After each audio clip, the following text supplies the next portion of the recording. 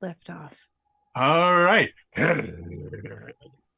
Again, adventurers, and I forgot to mute the stream, so I was hearing my own voice in my ear on a delay, and that was a very weird experience. That'll happen. Hi, everybody. It's Saturday morning, and all of us are 100% awake and not at all tired for any reason whatsoever. I don't know what you're talking about. I do, but I'm not going to say. So, yeah, hi, welcome to Tears of the Realms. This is our crazy cipher system powered RPG that I have modified because Are cool? sure, we'll go with cool. I was going to go I have control issues, but cool works too. They both start with CO. So, True. And they both have an L yes. and two O's. See? Cool. Let's find more similarities. Let's talk about the origin of words. Etymology yes, is the please. I love best. etymology. Yes, please. Oh my god. Got this. You have at least three. This has people got to who'll be one of very the only excited by groups in that. the world where I can go, let's go etymology, and the majority of the group is like, yeah. I literally learned yesterday that arcade comes from something that just simply means arc, because it's a covered passageway that has arches on one or both sides. That's all. You mean it's not a place where you could play Tron and go be a pinball wizard? So that's Well, just it talking about the is. architecture it used to be in. Mm-hmm. Video arcades no longer follow that same structure, but they used to be in that same sort of thing, because that's why when you go to, like, it looks like a little shopping alley or whatever, but they call it the something arcade. That's why it's called that. But it was very popular for a long time to incorporate an arch somewhere in the arcades. Yeah. Well, and arches are Galleries. really, really useful from like a structural standpoint. Like they're incredibly sturdy. Wild. Elias, good morning. Oh no, Elias died. When you Elias talk So, about structural integrity of arcades, I start to wish I was. I saw a post once where apparently architecture in like major U.S. cities were supposed to be, I want to say, supposed to be like Gothic, which Gothic architecture is amazing. Beautiful. And yeah, somebody just got the idea that's like, no, we're not going to build stuff like that. And now we have weird architecture all over. We had a brutalist movement, and it was a There we bad go. choice. Yeah. Now everything is like right angles and flat.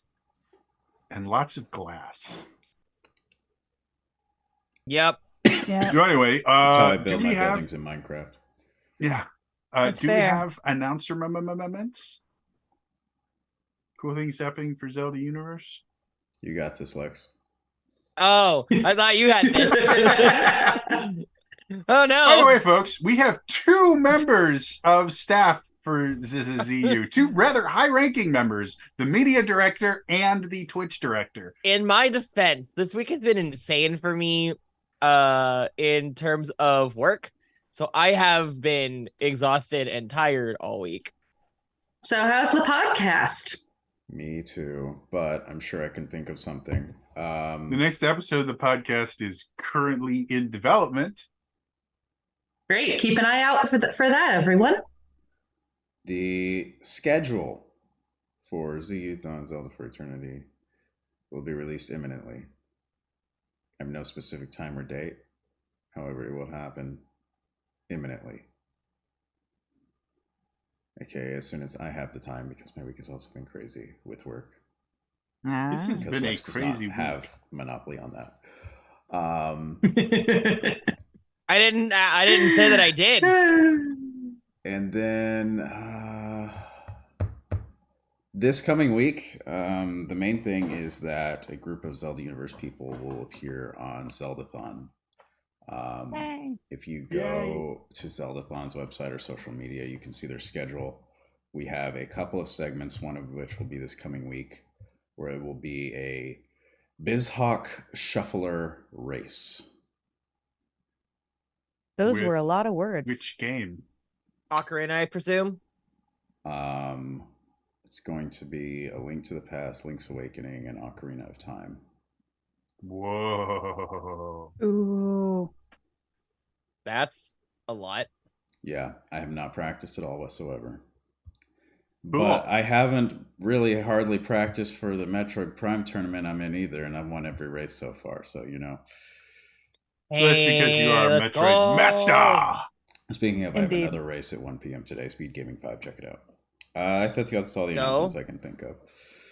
So wait. So there was a question. What is this podcast called? And is it on Apple Podcasts? Where can we find this wonderful podcast? It's on Apple Podcasts. It is on Apple Podcasts. I believe we recently changed the name. It used to be the ZU Cast, and I think it's now the Zelda Universe Podcast. Search either one and you'll find it. Yeah, you'll find it. It's got a big ZU in the logo, and I think there's like splashy art. It looks nothing like our actual Zelda Universe branding. I have several concerns about that, but you should be able to find it. Fair enough. It's good. They've had we relaunched it recently. They've had 2 episodes thus far. One using this new format that I helped come up with, and the most recent one was them talking about Tears of the Kingdom stuff, which Elias has actually been on both episodes thus far. So because they're desperate. Yeah.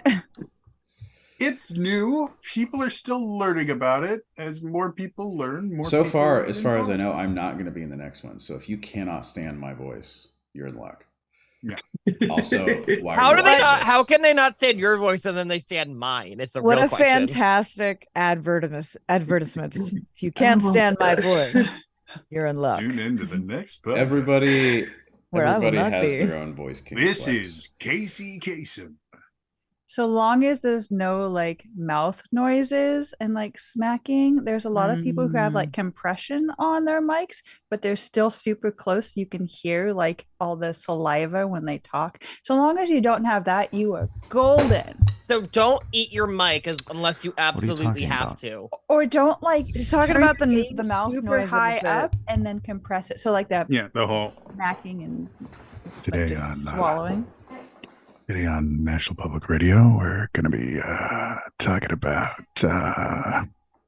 No. You still I didn't need you do to be it. like There are chewing on some a bag of people where No, you, I like, can't. I you can't hear do the that. clicking and It hurts me when mouth noises get on recording, so I yes, physically can't do that. I It's can't also either. super easy to edit out. Like, it's annoying to edit out, but it's not hard. So Yeah, like, it really isn't. It just do it. Just edit it out. I Just get every do now it. and then one is gonna get Just one's gonna sneak in. It's edit it okay. out of the Just live edit it out. broadcasts. It's not Yeah. that Yes. hard. I mean, But No, no, I'm when it's in the Not middle the of live a word, broadcast. I'm talking about after Yes. it gets uploaded to the podcast. when people can actually Why listen to can't it. we be friends? I don't think- Why Because can't noises are we be annoying friends? and it gets under my skin and I Well, hate it. that's so the reason I much. can't do Yeah. ASMR stuff, because so much of ASMR stuff is mouth Oh, noises that's now. that's what it is. Like Anyway, So anyway- check out the ZU Cast / Zelda Universe It's podcast for cool. non-ASMR Wow. vocal content. They'll be doing cool stuff, and The I think totally it's really on. cool. Eventually, I am going to have another meeting with the person that's running it, just to kind of follow up on stuff and see how he's doing. Other than that, I think that's about it. Quick an announcement about redemptions. Those of you that have been watching since the Realms of the Wild days have probably noticed that we are missing a few redemptions that we used to have. Things like adding boss encounters or being able to create NPCs. Those are coming. We have intentionally left them out of the first few episodes so we can just really focus on the players learning the new system, me learning the new system, and just kind of, doing all that stuff. I have said something hilarious in No, Ilea's mind. Imp just put in good. Stream has only been up 20 minutes. Haven't missed anything. Damn. And then Elias got rid of it. I don't know what you're talking about. Imp, we love you. Narc energy. So anyway, we will be having more redemption stuff slowly coming out. Again, it's just this is a brand new system that we are trying to learn and kind of get comfortable with. So fear not, you soon will be able to annoy the cast with random boss encounters and things like that. And for those of you that do feel the need to make things more difficult for the cast, you can always get a GM intrusion token and give it to me. But why would you do that? That's Why? a waste of your tokens. Yes. Well, I thought if you're cool, you'd give it to us. Yeah. Player intrusion or like specifically give us reroll tokens because Jody makes far more amusing noises of distress when something doesn't go his way. Yeah. And I make amusing noises of distress when I can't roll The under. longer you all over a talk, 10. the more GM intrusion tokens they put in chat. No! Imp's just putting a bunch of GM intrusion tokens. You know what? That's okay because in one of these intrusions, it's going to go to Curie and she's just going to roll high like she always does. And you're just going to go, oh, well, I had something cool. I rolled a nat 20 on accident, so. Yeah. On accident, pulling a Chax. I get it. Speaking of which, I got to go get my dice. I'm sorry. It's in my. I haven't unpacked my suitcase. Also, Imp, I count 4. Well, Imp didn't do 1. Sarah Effin Guzman did 1. Oh, Sarah Effin Guzman. There we go. I was sitting here. I was like, I've got 4 here. How did I get? Oh, because one of them is Sarah. Hi, Sarah. That is by far one of the coolest dice towers ever. I do enjoy every so often. I don't know what happens in Curie's house, but every so often, Sophie would just look up with this look of like, sleeping. Yeah, it's just her face. Come see my So anyway. show. Yeah, go see it. Yeah, Aaliyah's in a show, and it's super cool. I'm excited to see it. Everybody's going to go She's got a big part, I think.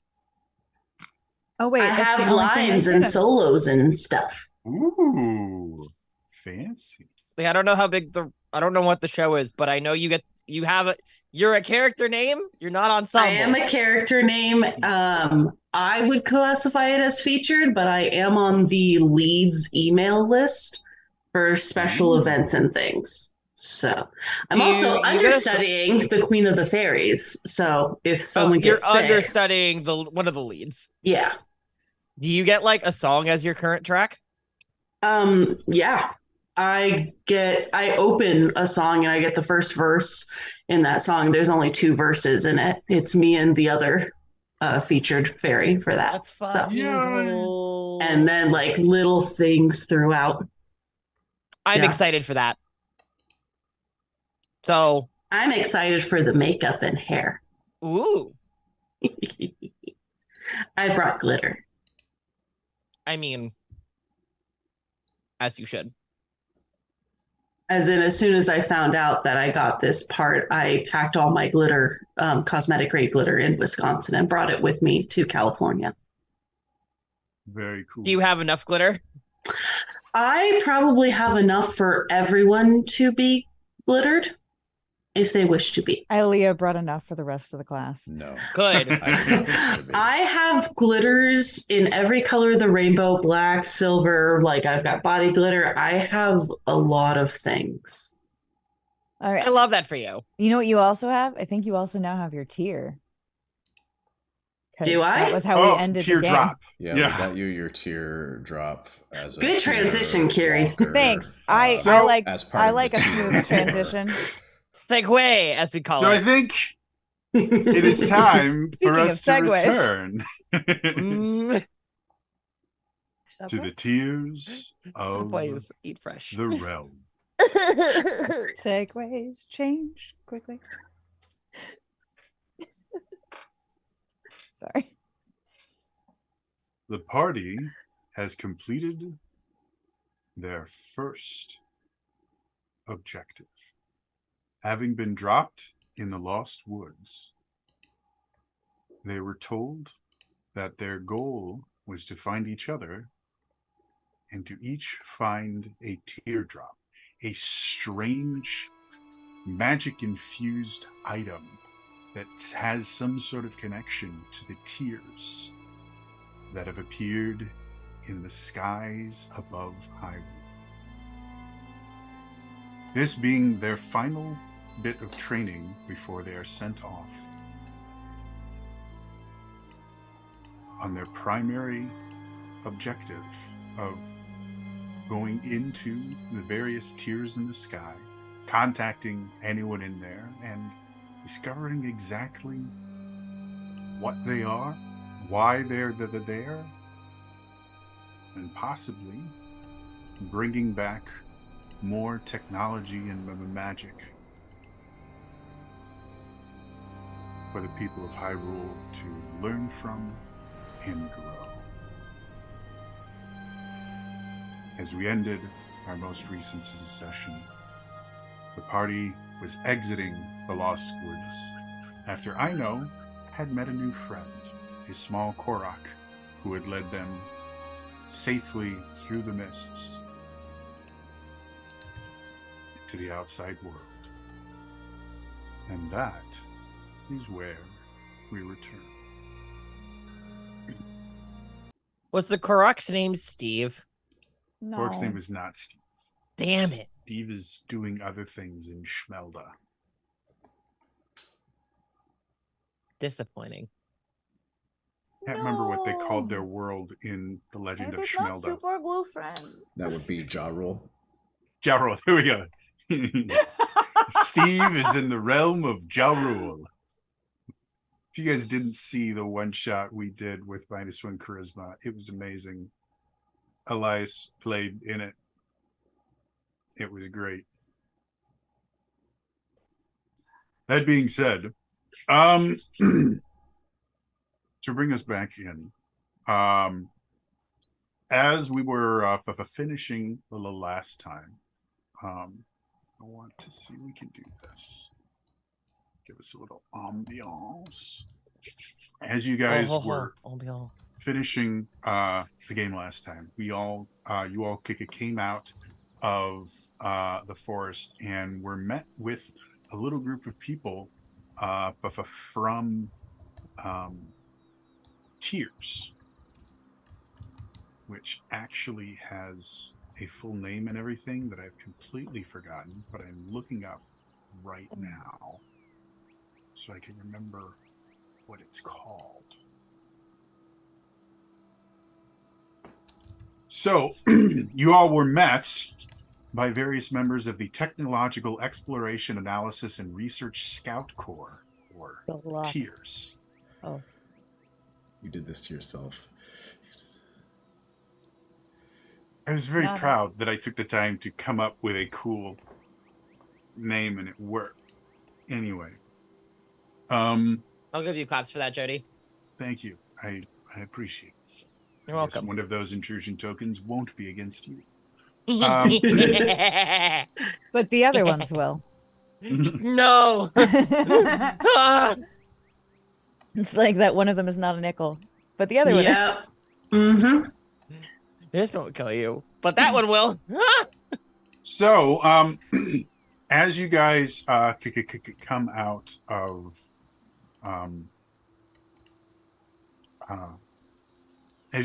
come out of the Lost Woods, you do have a fairly decent trek back to the Tears headquarters. Wait, nobody's waiting for us to pick us up after we succeed? Rude. I know, it's a whole... Hey, Arella's a little bit busy. I'm not saying she has to be a taxi, but somebody should be in. No, she's definitely a taxi, but she's busy. All right. So what they're having you guys do is there is a town that grew from a small trading post, and it's now a decent sized village. And they're having you guys kind of wait there for the night, seeing as you've completed your goal, and then you will be transported in the morning to the Tears headquarters to have your final debriefing and to have the head of Tears, Kestrel, tell you exactly what your first mission is going to be. So, as you guys get to this kind of small town, it's large enough that it does have an inn, which seems to be kind of the focal point of the town itself. There's a few kind of minor shops and things like that. There's not a ton of kind of tourism or anything that shows up here. This is just kind of a trading post on the way to larger, more established settlements. So that being said, is there anything you guys would like to do now that you've completed your final training mission? And tomorrow you will be actually going to work.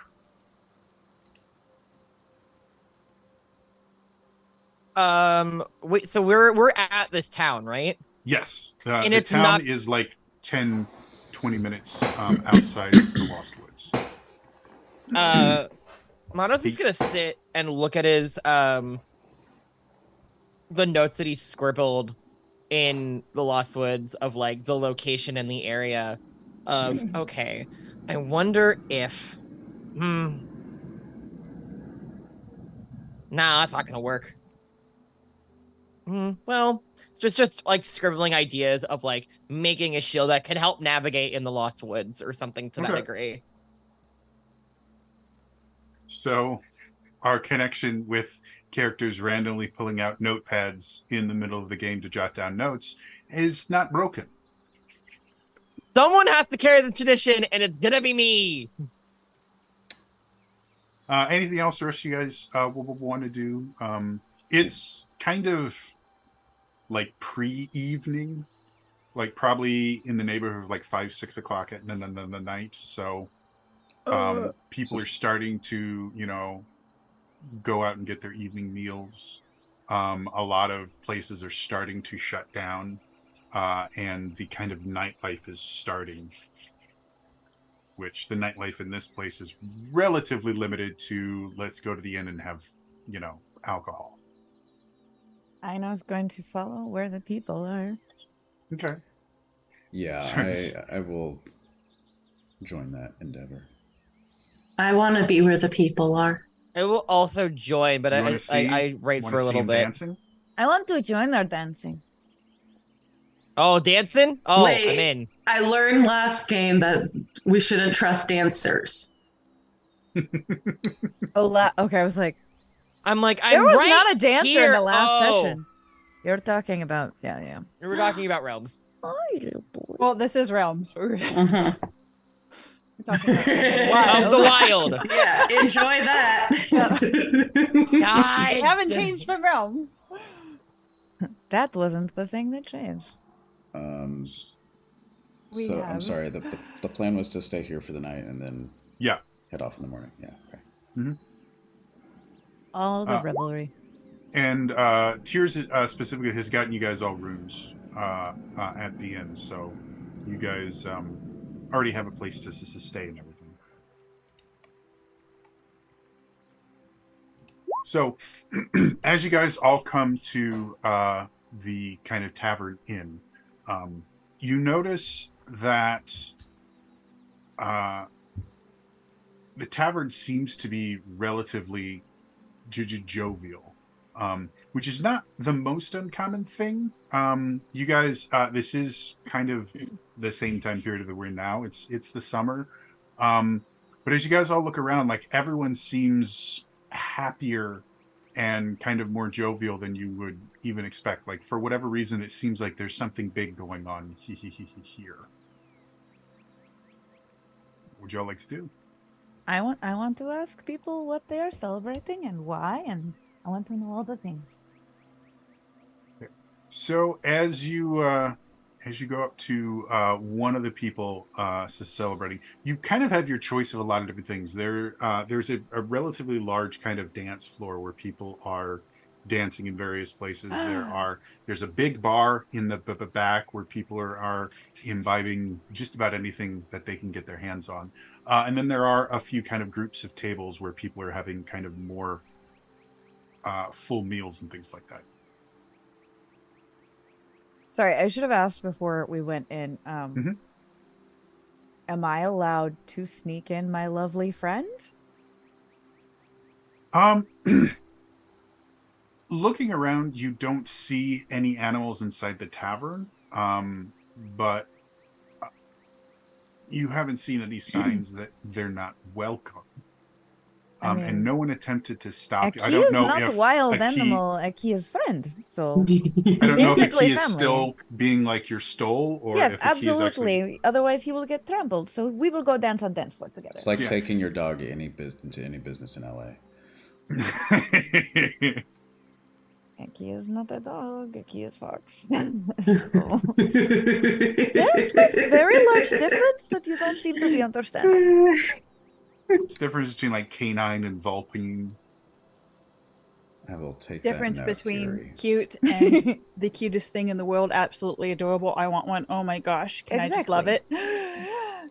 Like one is, oh, you are cute, and the other is like, your heart will melt if you don't give it a squeeze. So, yes. And sadly, I have not yet squeezed a fox. Incredibly dangerous. In real life.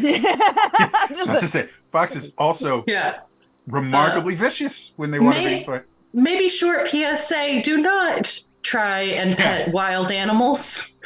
Well, there is a fox rescue here in San Diego that I have not gone to yet because I found out during the pandemic.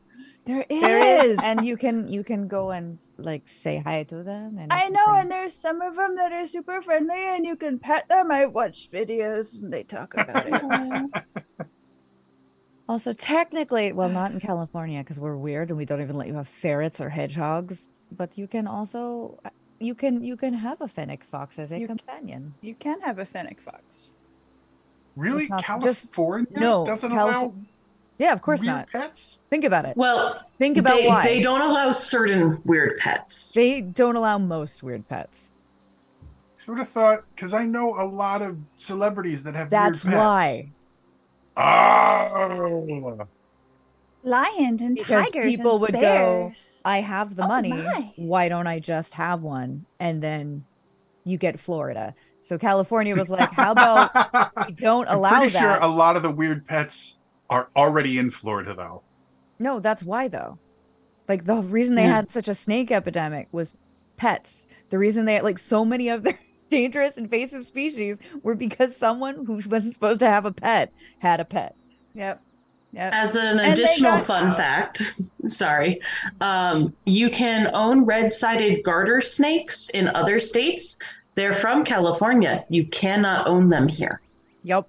Really? Back, Wait, what? We have done That's nothing. a garter snake. Good. Okay. What have we been talking about?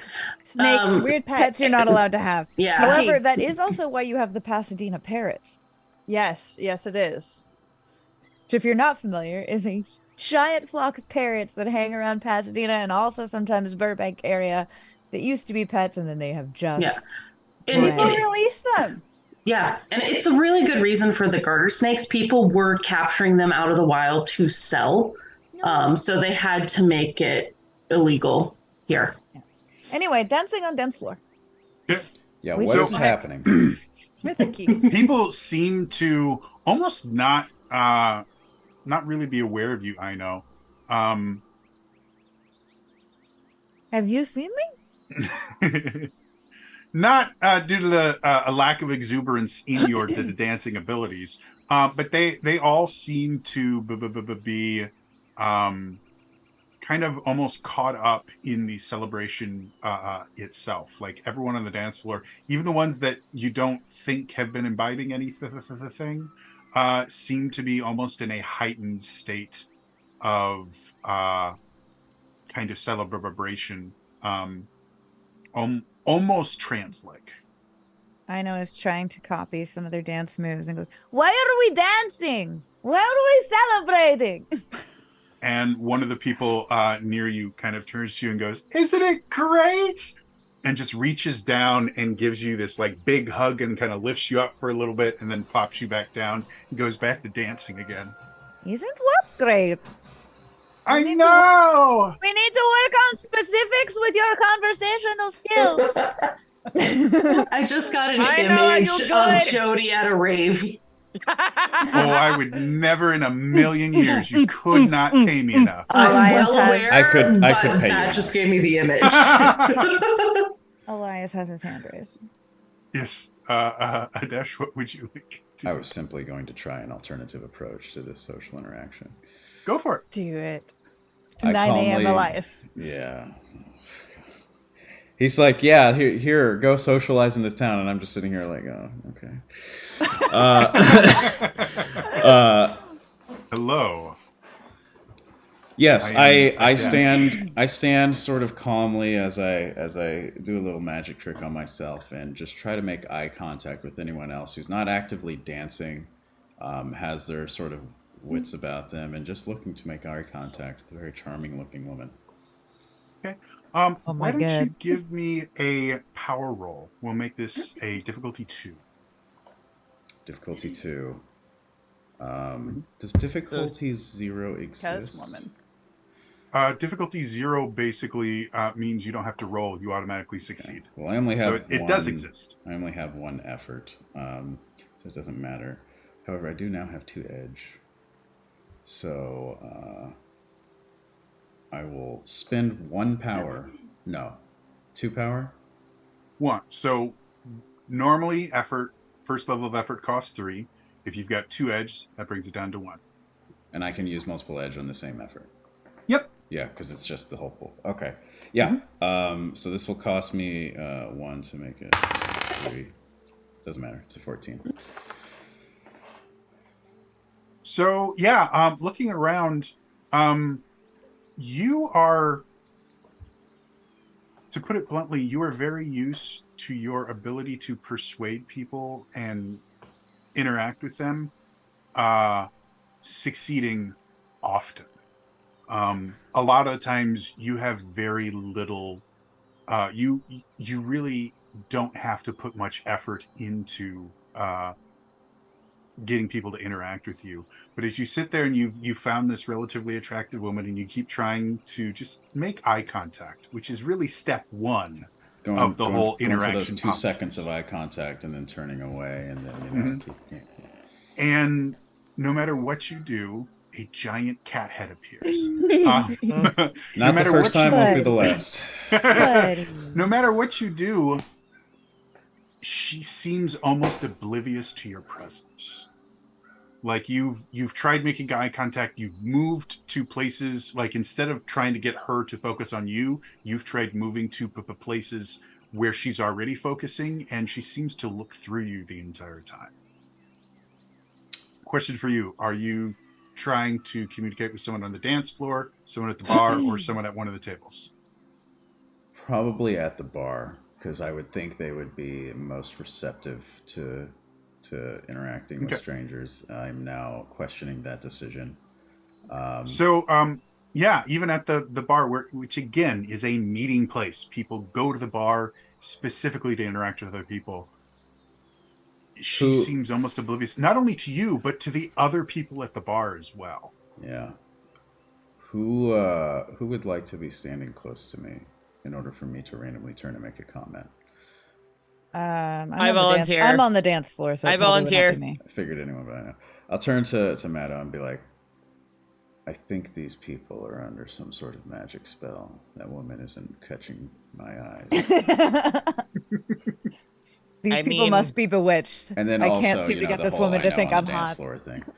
I mean, they're allowed to not look at people if they don't want to.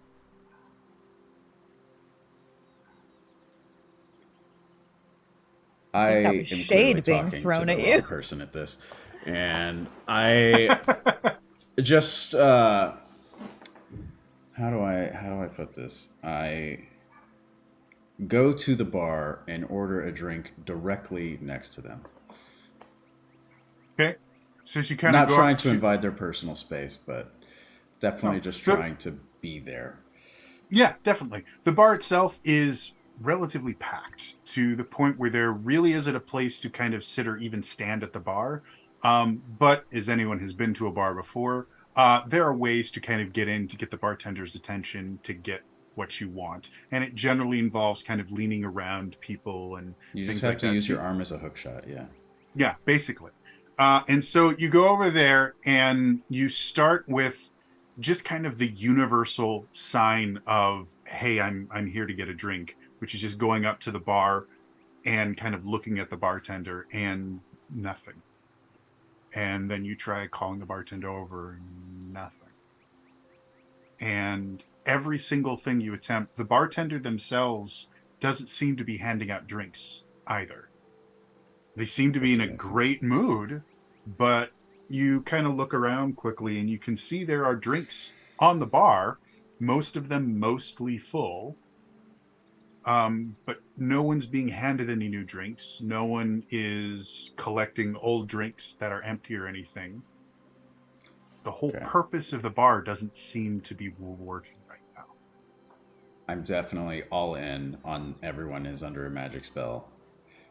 And then, unless anyone else is doing anything, I'm just going to start to turn my attention and look for anyone who does not look like they're in a trance-like celebratory state. That's not part of the party.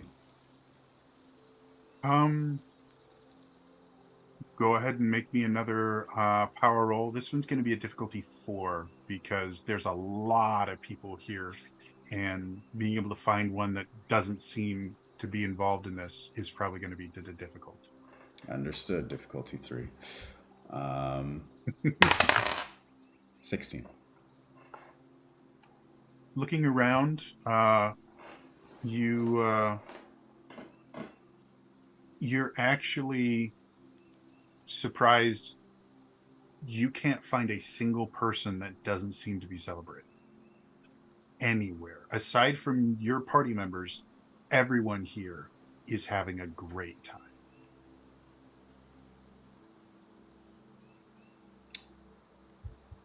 All right, I'm going to keep my post here, looking out for that in case that changes, and also just simultaneously keep occasionally trying the bartender if I notice any change in their status, and hoping my charisma works in close proximity to the woman, which I'm assuming I'll just be standing here for a while. I know you had something? Yeah, I was curious if there would be any sort of sense of like, as noting as I'm very perceptive and also somewhat keen to potential danger. Would there be like that sense of unease after a while of like going, something's not right? Like, I would say that wouldn't be outside the realm of reason, especially since I don't. Well, I guess I'll ask you. With your upbringing and things like that, as far as like partying and things like that are concerned, I mean, we how had often would you say? celebrations. Like, they weren't like something we never did. It probably wasn't quite like as raucous as this, but also, I mean, I've been around people enough to at least be like, Well, I would assume, from what I know you were probably the life of a lot of the parties back home. Probably. And so you're kind of used to being the person that's kind of getting people up and building up the energy. And no matter what you do, not only can you not build any energy, all the energy that you're kind of giving off is just going nowhere. Where it just kind of feels like it's just like you're just expending, like there's no shared energy back and forth, like how there isn't a. Oh, okay. Like everybody else seems to be on one wavelength, and you're in a completely different one. Like somehow you forgot to turn the Bluetooth on in your party machine, and everybody else is working. And at first, you know, it's one of those feelings of, wow, I guess maybe I'm just not part of the group or something. But the longer it goes on, get in the groove. You're like, no, there is no groove. There's something definitely wrong here. Something is wrong with the groove. I've never seen anyone not kind of react. Like even when people didn't like you, kind of trying to pep them up, they would still react to you. And these people don't, other than that one girl that kind of hugged you for a little bit. Yes, but it wasn't like she was hugging me. It was like she was not fully there. Mm-hmm. Hey, buddy. So, Billy, Zariah,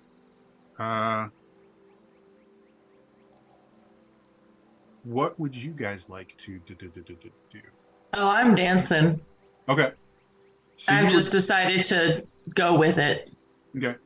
So you would probably also notice the same thing that's happening with Aino, where no matter what you try to do, unless you are actively trying to just kind of dance by yourself in the middle of a group, if you attempt to kind of get in with other people dancing, they seem oblivious to your presence.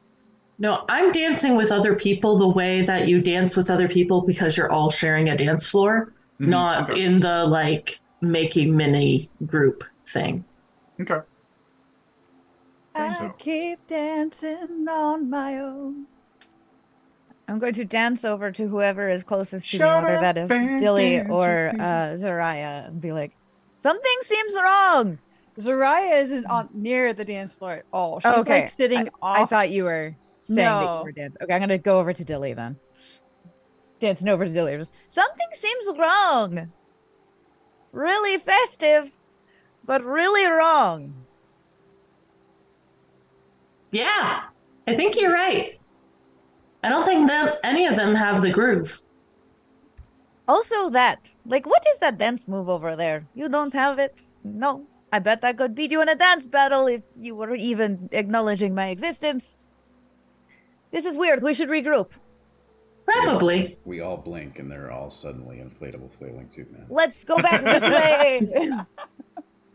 Hey, yo, I know that move. I've done it all the time at parties. I know, just full on like moonwalks off the dance floor. You like go behind a couch and you like do the going down the stairs.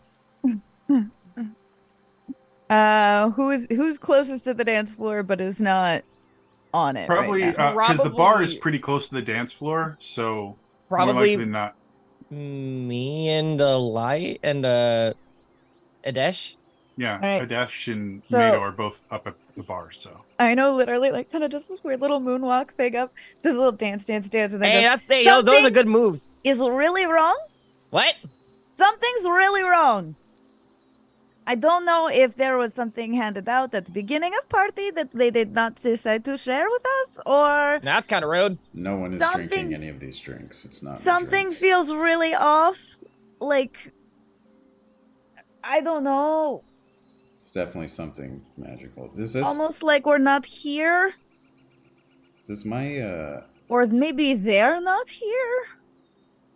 Except they can be touched. One hugged me, but it was like she was kind of hugging air and I happened to be there, if that Dilly was immediately about to go poke them, and then you say, except they can be touched, and just like all the wind out of the sails. Where's Zariah? Yeah, where is Zariah? Aino looks around, but she is probably one of the shorter of the group and therefore sees no one over any of the crowd. Wait, I'm probably a tall person. You see a lot of hips. You are. And I'm going to look. Short. It's like, hello? Zariah is like in a table somewhere or in an area like further away from everyone and just sort of sitting down wherever there is like the least amount of people. So yeah, I mentioned that they have tables for like sitting down and eating. Those are the least popular areas, and Zariah has found her own little corner. In her own little corner, chair. In her own little chair. She can be whatever she wants to be. Shout out to Hammer Time. It's a musical. All right, a musical. I use that as the entrance for one of my presentations in school. Amazing. You would. So I whoever sees her points her out. Maybe we should all like walk over to her. So regroup. Wait, I can't. Oh, I found her. Come on, I'll go get her. No, you lead the way, and I'm. Like, okay. You start walking over, and Aino just straight up grabs like the back of your shirt to be like, choo choo. Because you're tall enough, you're going to break the crowd waves. Okay. All right. Oh shoot! What's that called? It's not the can. What's it called? Conga line. Thank you. I joined the conga line. Hey! Something's really fishy. We are all going to die here. Something's going on. Yeah. Five gold and a party. 5 gold and a party. One day the lady talk checks. Yeah. I'm so sorry. It's fine. So Zariah, you had something to say? She's going to see this and just sort of bury her head in her wing. Like, try to get even lower. It's like, how do I make myself invisible from these idiots? He starts pulling shadows out. It's like, maybe if I put enough on, they won't see me. Goes under the table. So yeah, I'll follow them, grooving, but not completely into it. But I'm mostly just gonna try to look around and see if I can confirm by use of my magic trained power skill, magic lore power skill, to see if this does seem like some sort of magical effect. Sure, here. Go ahead and make me a power roll. We'll make this a difficulty 3. And because I'm trained, that automatically goes down to 2. Yes. 15.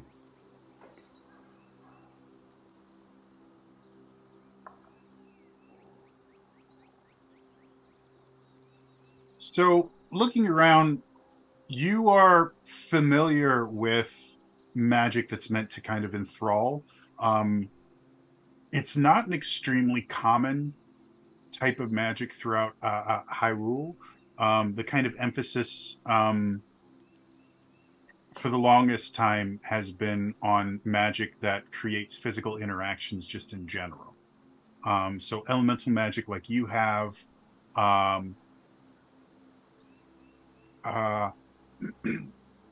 looking at this, to your knowledge, you're not aware of any magic that could have this particular effect. Like, it would require someone actively casting a spell and concentrating on it the entire time this is happening.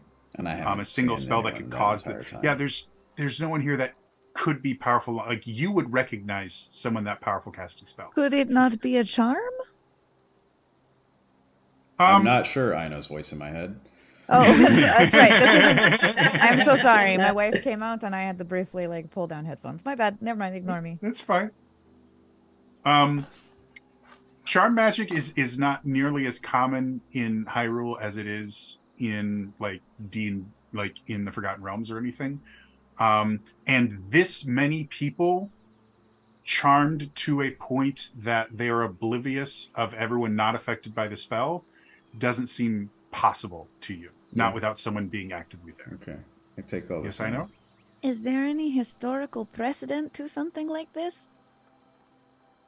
To your knowledge, no. You've never heard of something like this happening before. Probably the closest you're aware of is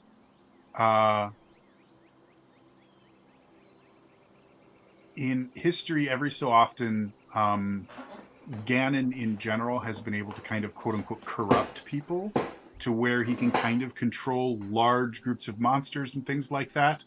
But it's a corruption. It changes their thought process to do things that align with his goals, but they still kind of choose what they want to do. These people are just oblivious. I'm not sure how a dance party would make someone would want to make a group of people happy. That doesn't seem like his thing. Ganon's turning a new leaf. Maybe we've misunderstood him all this time, and really what he wants is just to have a good party time. He's just really bad at making friends. I mean... Well, he's really good at making friends. He just tends to make them, not make friendships. All right, Dr. Frankenstein. He missed a That's not my name, it's Frankenstein.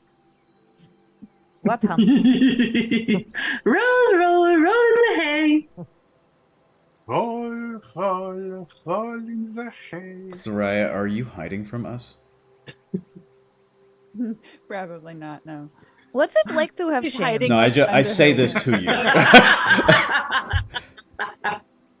As soon as we walk up to the table, I just say, Soraya, are you hiding from us? I found you. Hey! There you are. It's not shame. I just don't want to be associated with you right now. I think that is actually what we in the business of words call a synonym? Or perhaps even a direct definition. Definition. Yeah. Yeah. I could show you. There's lots of books. I can just tell you without showing you books. I mean, I think it's books. important to cite one's sources. So. Not at a conversation in a bar. Wait, hold on, pause. Cite one sources. What is the APA equivalent in Hylian? Ooh, can we make a citation standard for Hylian? For the love of all that is holy, no. We're talking. That's your job now. Your job is now to make that.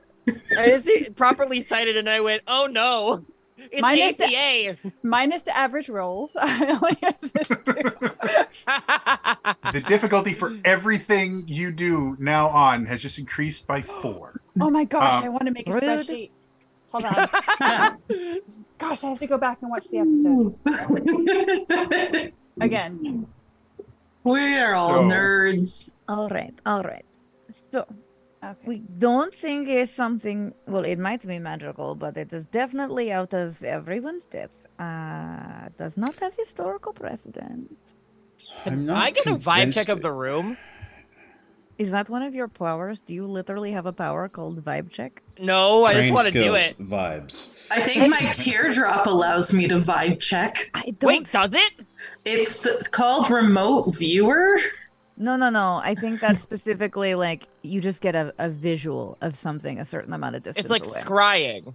You can see everything going on in the vicinity. It's like a CTV. I think we need to have a conversation about what everything means. I don't know what a scry or a CTV is, but it sounds... Oh, closed circuit television.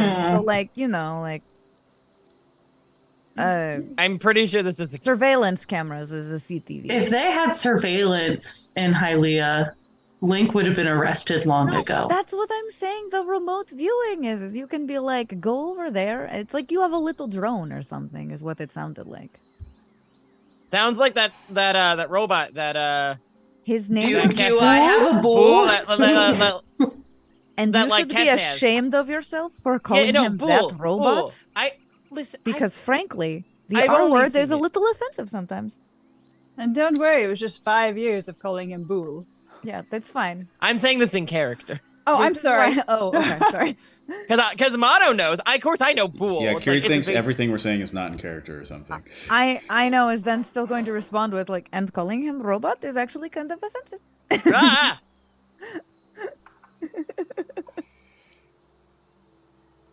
Ah! If it's magical, this would have to be an actively cast spell, and I have not seen anyone outside of us who is not under this effect. Does anyone in their partying look maybe like they are going past their own stamina in order to party? Or do they look like they're just... Yeah. Is this a red shoes situation? Yes. Can we see how do other stamina wheels look? Yeah, this was why I wanted to do a vibe check of like, do people look like they're having a good time, but they're like so exhausted and they're like kind of in a turmoil of like, I would love anything more than anything for this to stop, but I literally cannot do the thing. Anyone that wants to, just one of you guys can make me a power check, and because everyone else is helping, you can reduce the difficulty by 2 because you will have 2 assets, which is the maximum number of assets you can have on a roll. Well, Lex said he wanted to make a vibe check, and I feel like that is probably what the basic of this is. So Madam, go ahead and make me a you have a our power support, roll. Lex. It's going to be a difficulty 4, but again, you have 2 assets, so that brings it down to 2. So difficulty 2. Mm-hmm. All right. Can I roll more than a 6? Rolls 5. Barely. 9. That is a success. All right. So looking around, you don't see anyone currently that looks like they are pushing themselves beyond their limits, or that they have some kind of compulsion that's causing them any sort of agony or pain. Thank you, phone. That was apparently a big thing that happened. Well, they're not in pain or agony, and everyone's still within the normal stamina. Are they Anything else to glean from that? people? Or is this like a really cool illusion? Would I be able to glean that from that roll? Well, you did watch as Ino got picked up by one of the illusions, so if it is an illusion, it's a pretty impressive one. Well, I've played, Dynasty Warriors, where apparently the ghosts can, like, fight you. So, Is that As what far as you can happens tell, in those this- games? in one of the Wild. episodes, in fact, also in a game called Hyrule Warriors, they have a ghost battle as well. What? Wild. It's a weird game. Is that some sort of children's game? Hyrule Warriors is literally a mix of Zelda meets Dynasty Warriors. It is the weirdest collaboration, but it is delightful and fun and mindless. Elias knows that good and well. Adesh assumes Hyrule Warriors is a game kids play as Hyrulean warriors. Yes, that is exactly what You're it not is. wrong. It's really boring, but no. They Pretty seem to sure Elias is 100%ed Age of Calamity. I have no intention of 100%ing Age of Calamity. That gets Yeah, no. super Really? grindy in the end game. Oh, It's fun. it's very grindy though. I haven't even bothered getting the expansion pass. I got it now. I played it. I got a little burnt out. I 100%ed Understandable. it. I loved it. Congrats. I go back to the original Hyrule Warriors every so often because I love that too. I still need to open Totke. Hylia. I would like to poke my head out the door and see if truly everybody in town is in inn right now. So looking around, you don't see anyone outside of the inn right now. Now, the inn is not large enough to house the entire town. But there's no one on the street that you can see. Nothing. As far as you can tell from where you can see, everyone close enough to be in the inn is in the inn. If I could use the word inn anymore, I would. All right. I would like. I'm going to gently tap my little foxy friend and be like, Eki, something is going on. We must figure out what is wrong, because you're going to use your lovely nose and I'm going to peek around and use this wonderful thing that Kes calls aggressive learning to see if there is like any connection or like an object, or I'm going to just poke out, maybe go check on the other people. I don't know, like something. So as Ino kind of drops down from your shoulders, you watch as they kind of circle you a little bit. They go out probably about like 4 or 5 feet away from you, and then immediately turn around and just start kind of nuzzling your pocket where your tier walking gem is. The poison mind control? No. I'm sorry. You keep it on your. Oh, okay. bracer. I was Yeah, like, sorry. the thing I just picked She up starts- that she no, believes she- is completely useless, because she's like, why would you? What? No one lies. Why? Why do I? No, need- they start kind of nuzzling your bracer a little bit. And as you look down, you can see your tier walking gem is reacting to something, but whatever it is it's not reacting the way it would if there was a teardrop nearby. Is it if I like move forward or backwards? Does it seem to shift in any way to indicate like? Yeah, it does seem to be kind of pointing to something similar to how it would react to a teardrop, but whatever this is, it's not a teardrop, and it's reacting with your tier walking gem. I know, without really saying anything to everybody else, because she's not entirely used to working completely as a group, just starts walking. Okay. She's like, oh, like, I know. And I know. Hey, wait. Hey, I know where you're going. you guys watch as Ino starts kind of going, and as you guys are watching her, you start noticing something very peculiar. And I know it takes you slightly longer to realize it than it does the rest of the group because it's happening right in front of you. But as you kind of move through the dance floor, you start like almost running into people a lot more often than you think you should. They go, oh, excuse me. They're And then blocking me. And the rest of you start seeing that as Aino starts kind of weaving her way through the crowd is starting to kind of close in around Aino. Oh, this is not And good. is that's not kind good. of blocking her as she starts going. And you actually get to the point where it takes you like a minute or two to realize that because of all the people you're trying to get around, you're starting to turn away from the direction that you want to go because you just keep running into people. Okay, well, this is rude, and I have gotten through very strong blizzards, so they're not going to keep me from what I am looking for. So I'm going to scoop up a key so they are not trampled. So they're gonna go around the stall again. okay.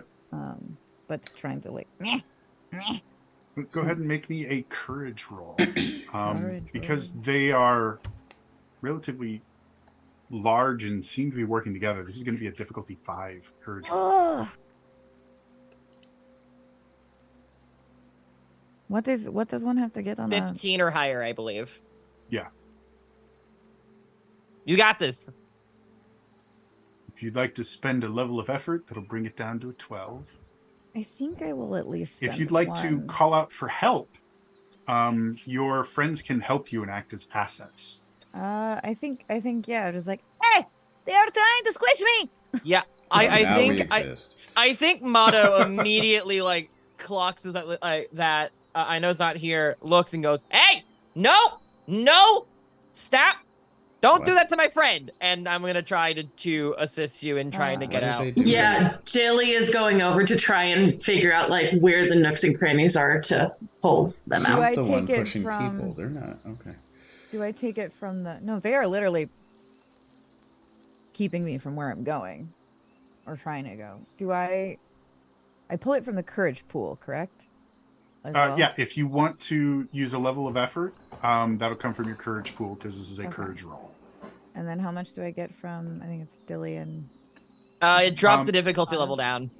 Yeah, so for each person that's helping you, you would lower the level by 1, a maximum of 2 times. So you've got 2 people helping you. That drops it from a difficulty 5 to difficulty 3. And then I use an effort, which makes it. And that'll bring it down to a 2. Which means 6 or higher is what you need. Oh. 14. 14. Okay. So with the help of Maddo and Dilly, and kind of just putting a little bit of your own extra effort in, you're able to kind of break through.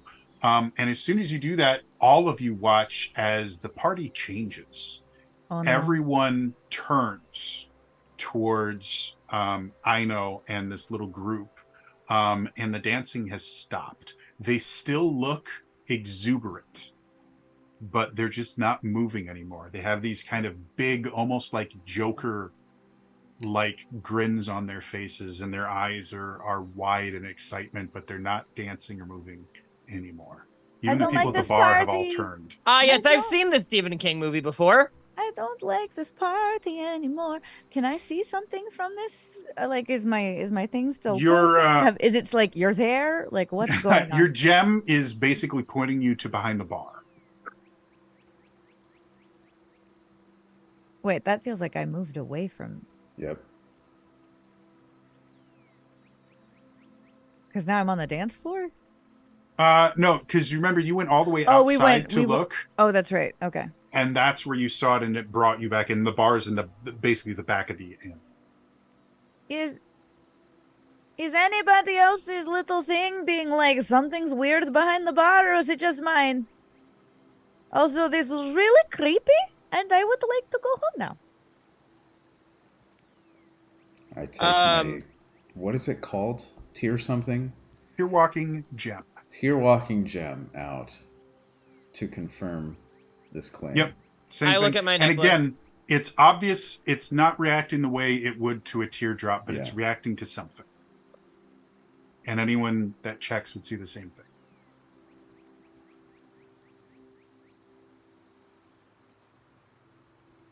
At this point, Yep. I know you're probably about 10 feet away from the bar.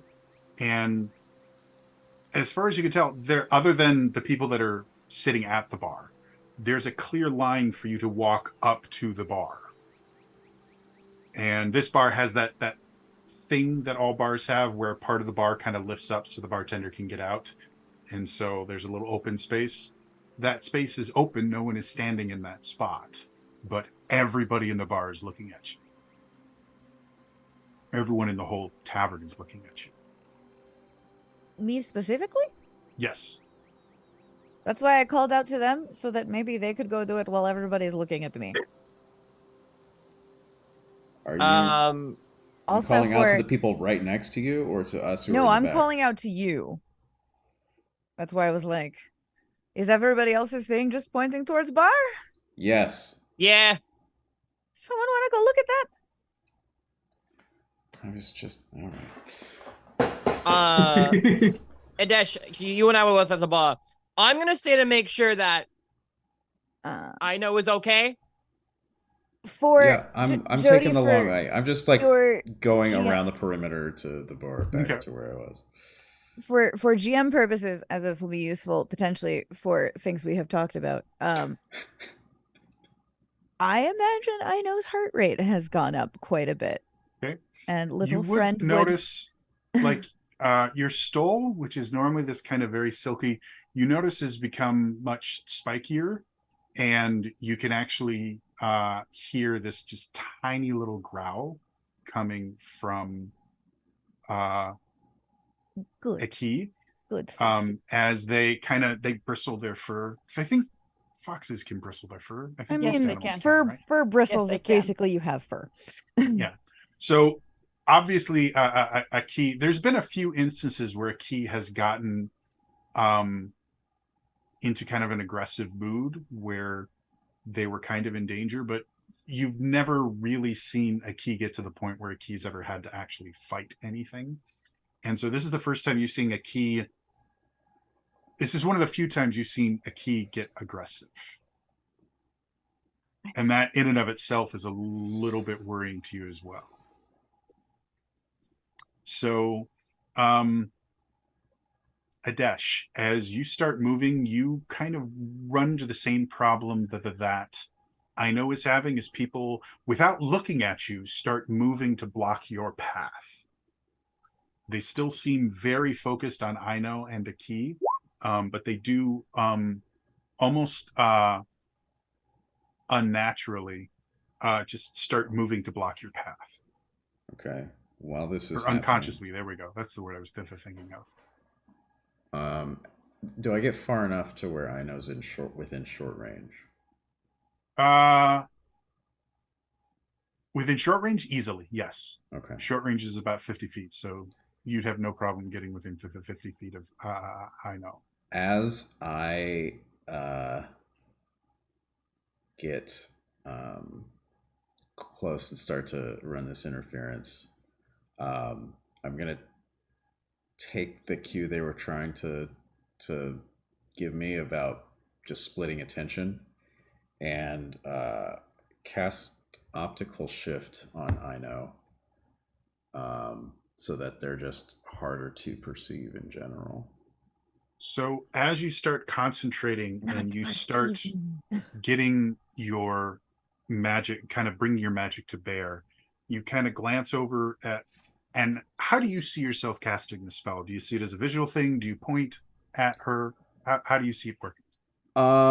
Usually when I cast a spell, unless it's in like the heat of battle, it's very, very sleight of handish, to where I'm just sort of like arm to the side, doing a quick little motion, and probably just a little shadowy thing just sort of leaps from my hand to the floor and just sneaks over to Aino and jumps up and causes them to sort of, I don't know, look a little fuzzy. So as you kind of bring the magic to bear, and your intention in this is to kind of divert attention from her. Do you want the attention diverted to you? I'm still trying to just like, I'm not like actively trying to like push through, but like is your goal to divert the attention to you instead of her, or just divert attention to anything but you or her?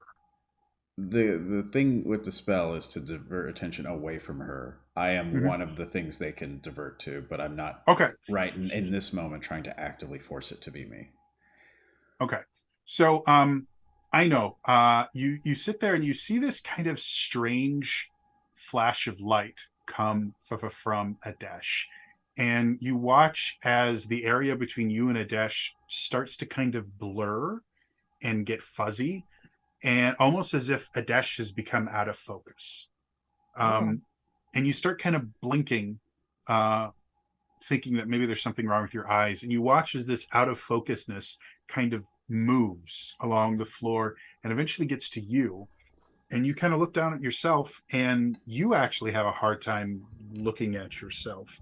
And you realize that something has happened, has kind of shifted your visual presence to just make you more difficult. And as that happens, all the eyes... My parents would be thrilled. I'm more difficult.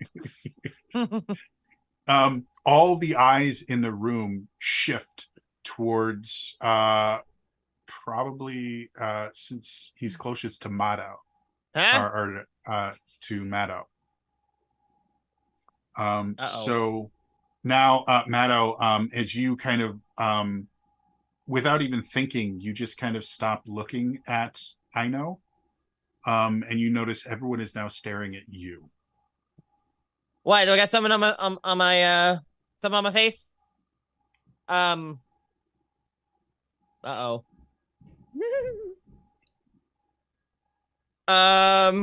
Do they have a look of aggravation on their faces? They look or they still look like the or they still have like the Joker Stephen smiles. King. Their eyes look excited and happy, but like really wide eyes. You would at this point, a few of them are close enough to notice their pupils are fully dilated, so they have these really big round eyes at this point. Hey, almost anime style. This is terrifying. I don't like this. And just like trying to divert while going, I don't know what to do.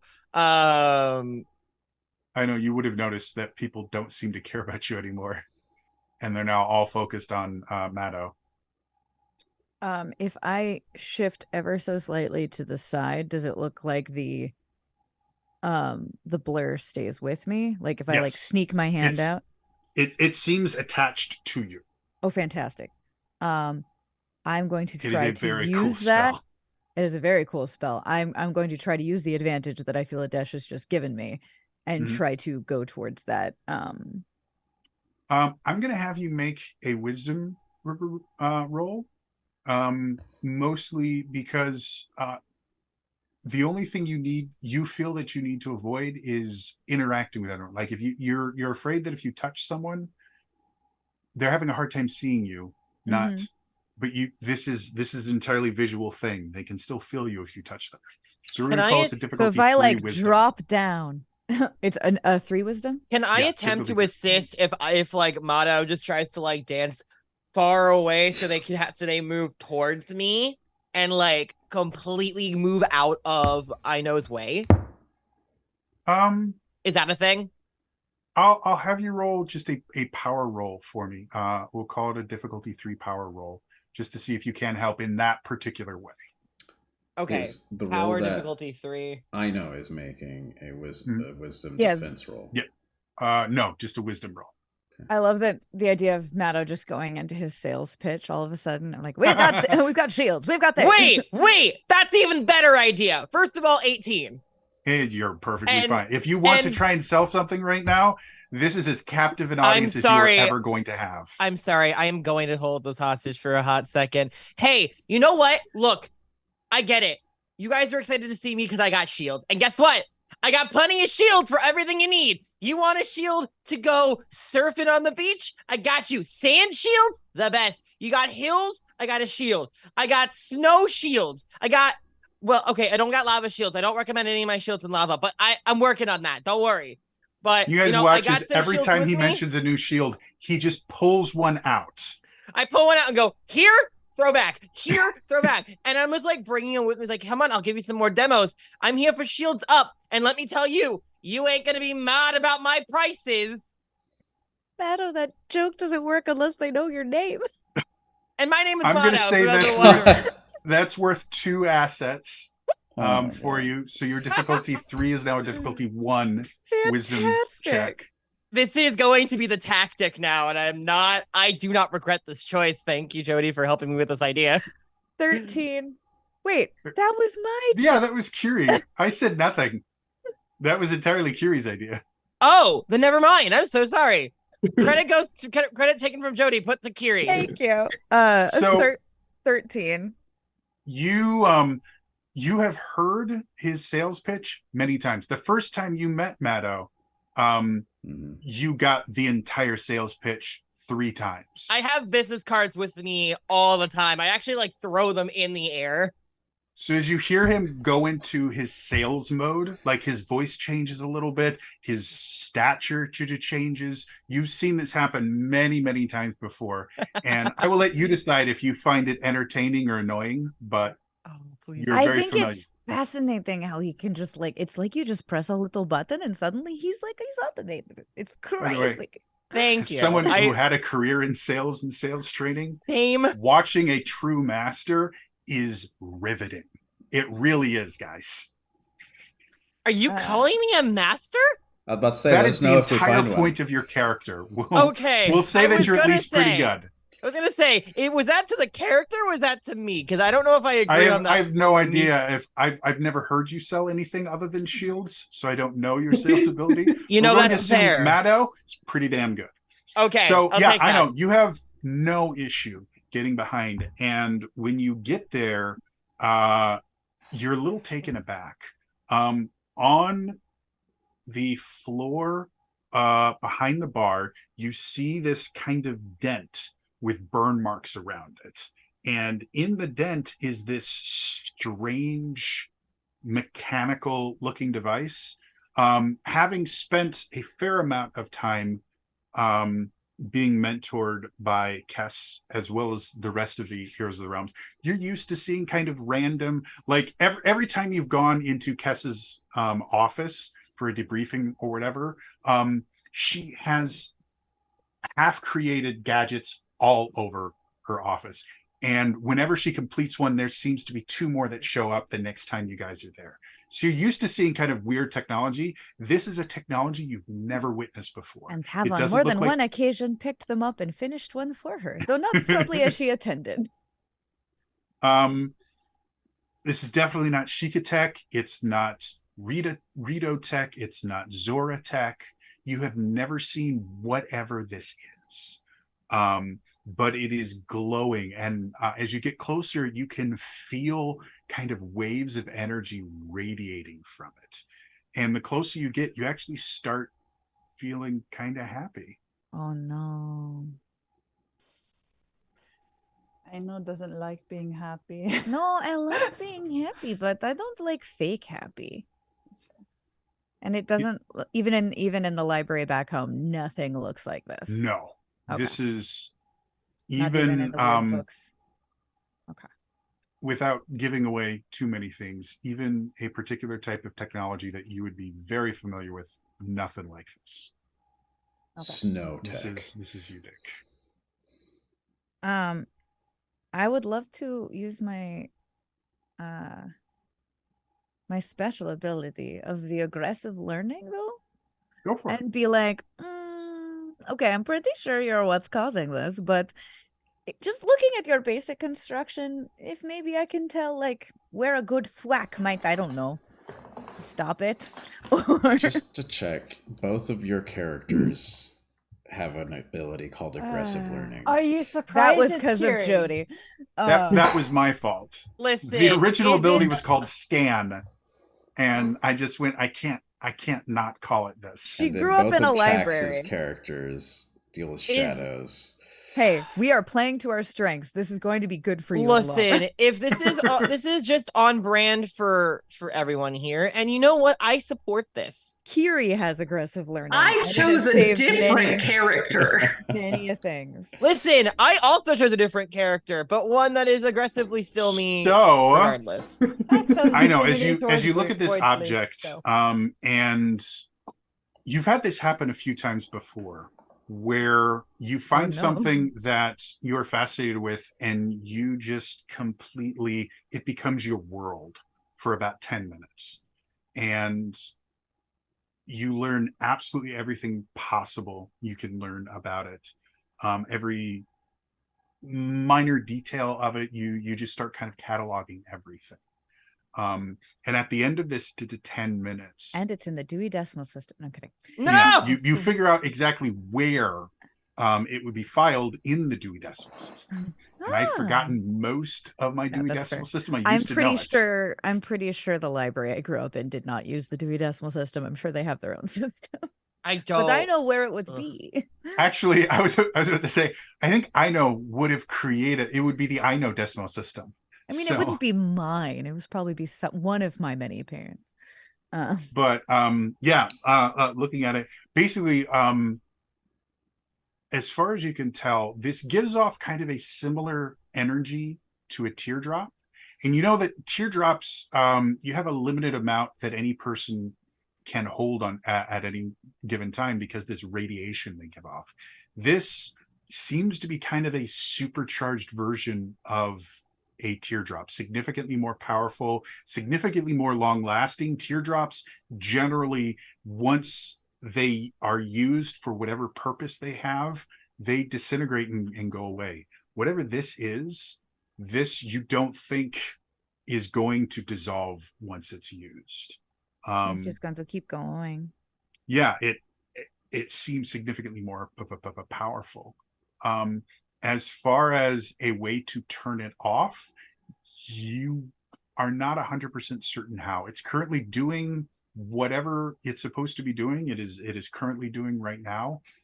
However, you think it has a limited range, probably not more than maybe about somewhere between like 150 to 300 feet, you think, based on just how much energy it's giving off and how happy you are. Yes? Is a key still growling? Yes, but not at the device. A key is looking at the people around you. How big is the device? It's about like a little smaller than a basketball. So probably could not be picked up in lovely little mouth. A key couldn't? No. You think because of whatever it is that makes you able to be a tear walker, you guys have kind of a resistance to the radiation of teardrops. You think you can probably pick this thing up. Okay, so I don't feel like it's going to hurt me if I pick it up. No, you think that you're, if you spend too much time with it, you're probably going to be affected by it. Okay, but you're thinking you would have at least 20 or 30 minutes before you would be affected like these people. How far away are we from the Lost Woods right now? About 10 or 20 minutes. Is there any like a well or yeah, there's multiple wells in the city because that's where people get their water, so they're probably not a good idea to throw it there. I know is just gonna scoop it up and run out of the inn. Okay. As you maybe calling over her shoulder of, I have something bad. As you pick it up, you do notice that the spell that's been casted on you starts to kind of fluctuate and starts stopping working. Must run faster. The rest of you would notice, I know, just start booking it. So what would the rest of you like to do? I join. You are a circus performer. I was enthralled with the shield speech happening. And being like, well, I don't have to do anything right now. This is fine. Oh, bye. Dilly loves a good show. I think I also clock that as going out, and then I look, see Ino running out, see Dilly follow after, look at everyone go, you know what? I left something. Come to Shields Up. Here, my con. My name is Mado. I promise you won't be mad about our prices. Come check us out. And then I also book it. Okay. Zariah is going to watch them all run and hear that she has something bad, and just kind of shrug and follow. Again? Yeah. She's probably used to this at this point. Bad things happening spontaneously and running away. Remember who she grew up with? That's fair. That's fair.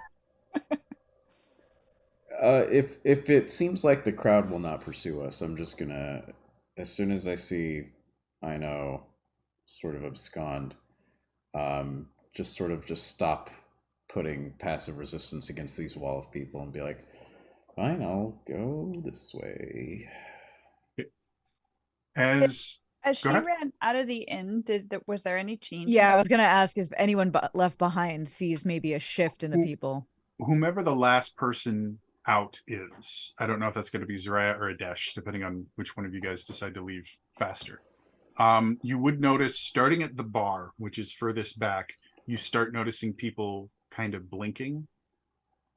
And if any of you guys stay for an extra couple minutes, you would watch the people at the bar just start kind of dropping. Not like unconscious, but like, like they finally have their agency. Exhaustion more than any of the things. Yeah, so that's interesting. Lex went to they're free. I went to they're dead. They're dead. You could take. I mean, you can't say that we're both not correct. I was going to say we know your character. Out of the character. Technically speaking, if they're dead, they're also technically free. Thank you. Free forever. Exactly, they're free from this world. It's time for your reward. Your eternal reward. We freed them. Technically. They've moved on to Ja Rule. Yeah, we've all agreed. What we say is we freed them. Yeah, so everyone, story straight. I mean, I don't know if we're going to be sitting around for a couple minutes. It's technically the truth, which is the best kind of truth. I think we maybe start to see the people at the bar blink and regain their consciousness before we all head out. I mean, it depends on how fast Ino runs and how fast Edesh notices. I mean, both Zaraya and I just kind of casually strolling out. Yeah, the rest of you guys are like booking it. And so I could totally see like Adesh and Zaraya just both kind of look at each other and. Guess we're going this way now. So as you guys could come out, the few members of the Tears group kind of see you guys running out. And one of them is a researcher named Penn.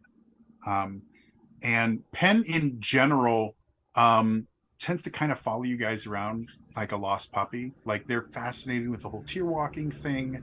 And so they're always kind of following you around. And as they come out, you see Penn's eyes just get huge as they wander over and go, oh my, this is the most, how did you, oh, and they immediately go over to Ino.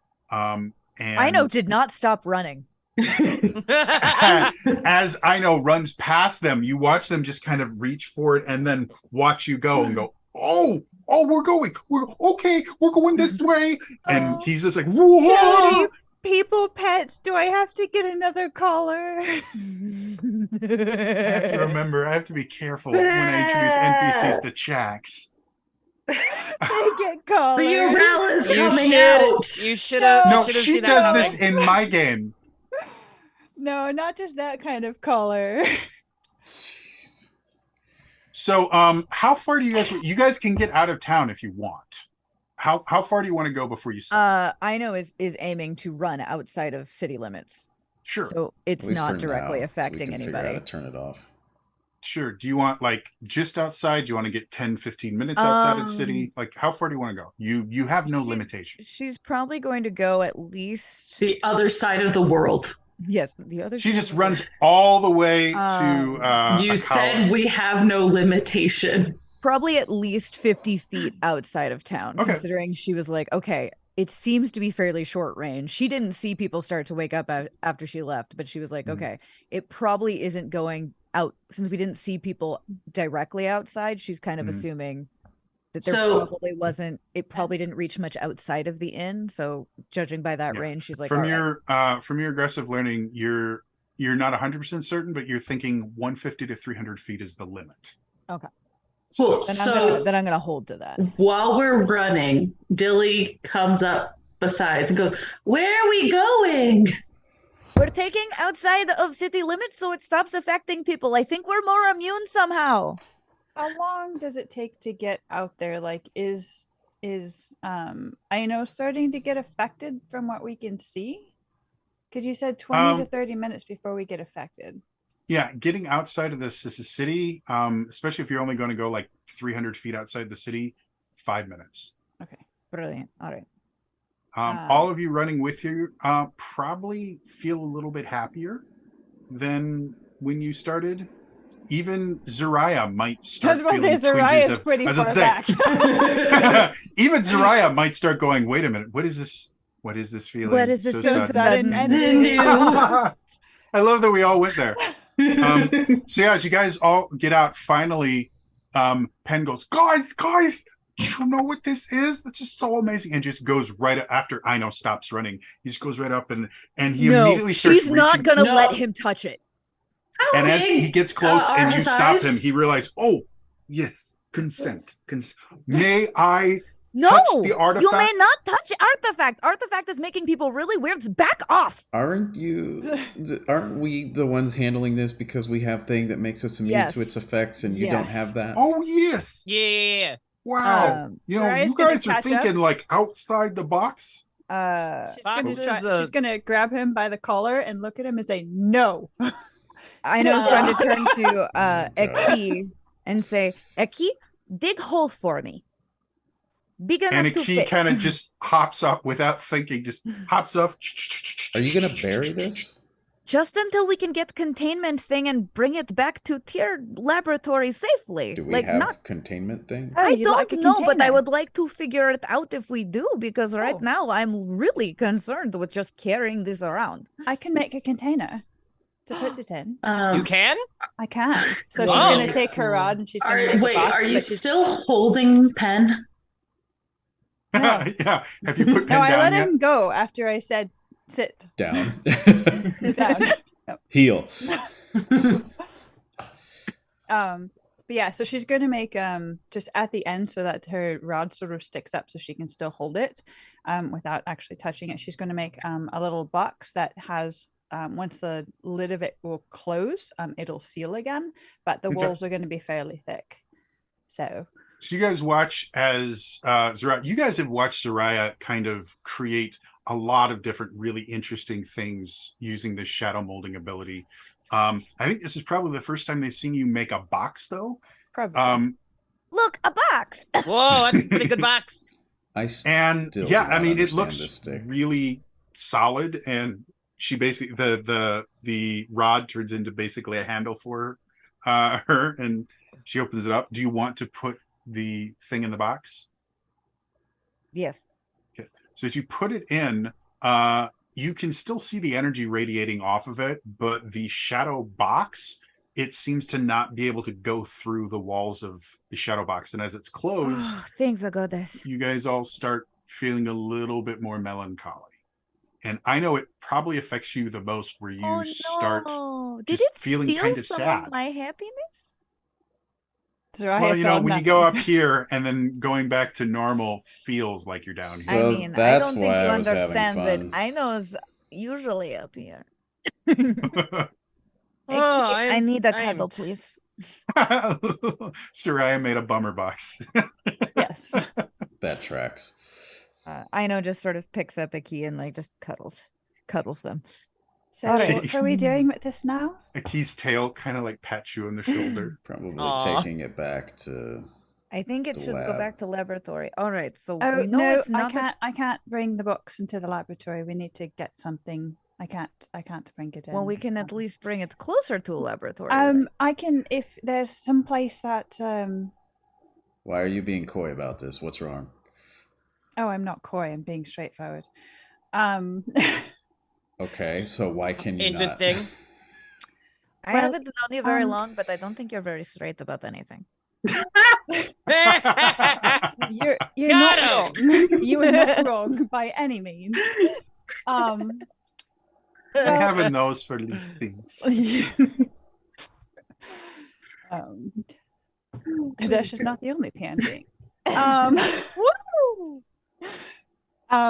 So Zariah is going to look more serious than she has, even though she normally looks a little bit ticked off. You see, my moms don't know about my shadow powers, and if they do, we might have a problem. Why? Because they don't know. Well, they don't know that I've been affected. And if they find out, either they will pull me from the program or I will leave. And you know how hard it is to find a shadow walker, a tier walker. So the choice is yours. You are purposefully keeping from... Wait, are you threatening to keep us silent to your moms? Yes. I don't actually to the whole Tears team. I actually don't understand. Wait, there is something very integral about you that you've actually actively used lots during training that your parents don't know about. Yeah, I'm a little confused how you've used these powers, and to train, and you guys don't know because you've been training around them. I've trained around Montreal, but you don't. It's something that they don't know how often I've gone to the Shadow Realm, so they don't know that it has affected me. And if they find out, it might break my family. So, again, either they will pull me and you will break my family, or I will leave. Okay. Well, what kind of box do we... I know just slowly gasses something dawns on her and she looks at like where the tear she got and then looks at Zariah and goes, "You're a liar." And just looks like her world has kind of been slightly broken. It's not lying if you're just hiding information. We don't always share. I think that's still lying. We don't always share our secrets, do we? It's lying by omission, but it's not important. What's important I have no secrets. That's I also don't have secrets. I'm pretty... bleh. You must have all lived very nice lives. Well, I know it's just discovering that you can have secrets. I'm... Wait, this is a thing? I thought this was just something that they put in books to make books more interesting, because honestly, if nobody kept anything from anyone, it would be a really short story. So I hope no one makes a book about me, because it's going to be very short. So Zariah's going to pull back her shadows. It won't be short. And let it drop on the floor. Because your sales pitch is not short. It would be very verbose. So as it hits the floor, you guys again feel the kind of energy. But it doesn't seem to affect you nearly as much as it did the last time. That's a drug. Well, do you have anything? The key, without being prompted, kind of climbs down, starts digging the hole again. Do you have anything? Eki, my poor love. I'm talking to the follower person. Mm-hmm. Do you have a box for this? Oh, well, of course. I mean, we've only dealt with very few artifacts before, but we have developed these very cool things that kind of stop the artifacts from doing the artifacty things. I don't have any with me right now, but I certainly think I could... What would it take for you to go get one? That's a good question. None of you guys can contact Aurel, can you? Because she's really fast at getting people from one place to another. If we Can could, I contact we wouldn't Aurel? be here. Can I just shout Aurel? Wait. Shout Aurel, I love you, and she will be there. I know points to Adesh and says, "You, handsome boy, say something sexy." I hear that culture. Wait, Adesh should have a way to contact her because they've had many a dinner together. How? I would say at this What particular way point, is there? I just cell don't know. phones are not a thing. You guys Secret do wisdom? have you would have been given if something went terribly wrong in the Lost Woods. You guys effectively have like flare guns that you can use. They're not actually guns, but they're things that'll shoot up a flare that lets people at tiers know that you need help. All right. I suggest we get the hold of one of these boxes so that we can bring back to lab without you having to. And I know doesn't look horrified about this. She's just almost excited because this is new information, and in a way that's just like, oh, this changes so much, but I also don't know how to apply this new information. I'm just so your secret isn't revealed. It's like a novel. It's not like I go around telling people I'm a Sheikah who can wield magic either. Okay, so What? what? Huh? No, I didn't hear what you Zariah said. is going to grab Pen again, and this includes you. I know nothing. I've never seen anything. I am you're very tall. No, she's not. Compared to Pen, you are. Pen is a relatively young Sheikah, and so he is relatively short, even compared to some of the shorter members of the party, which is why when you pick him up, his feet don't touch the floor. Oh, perfect. Yes, I thought nothing. I think I'm very good at look at over there. Isn't that amazing? And there's where I'm going to focus. I can get back.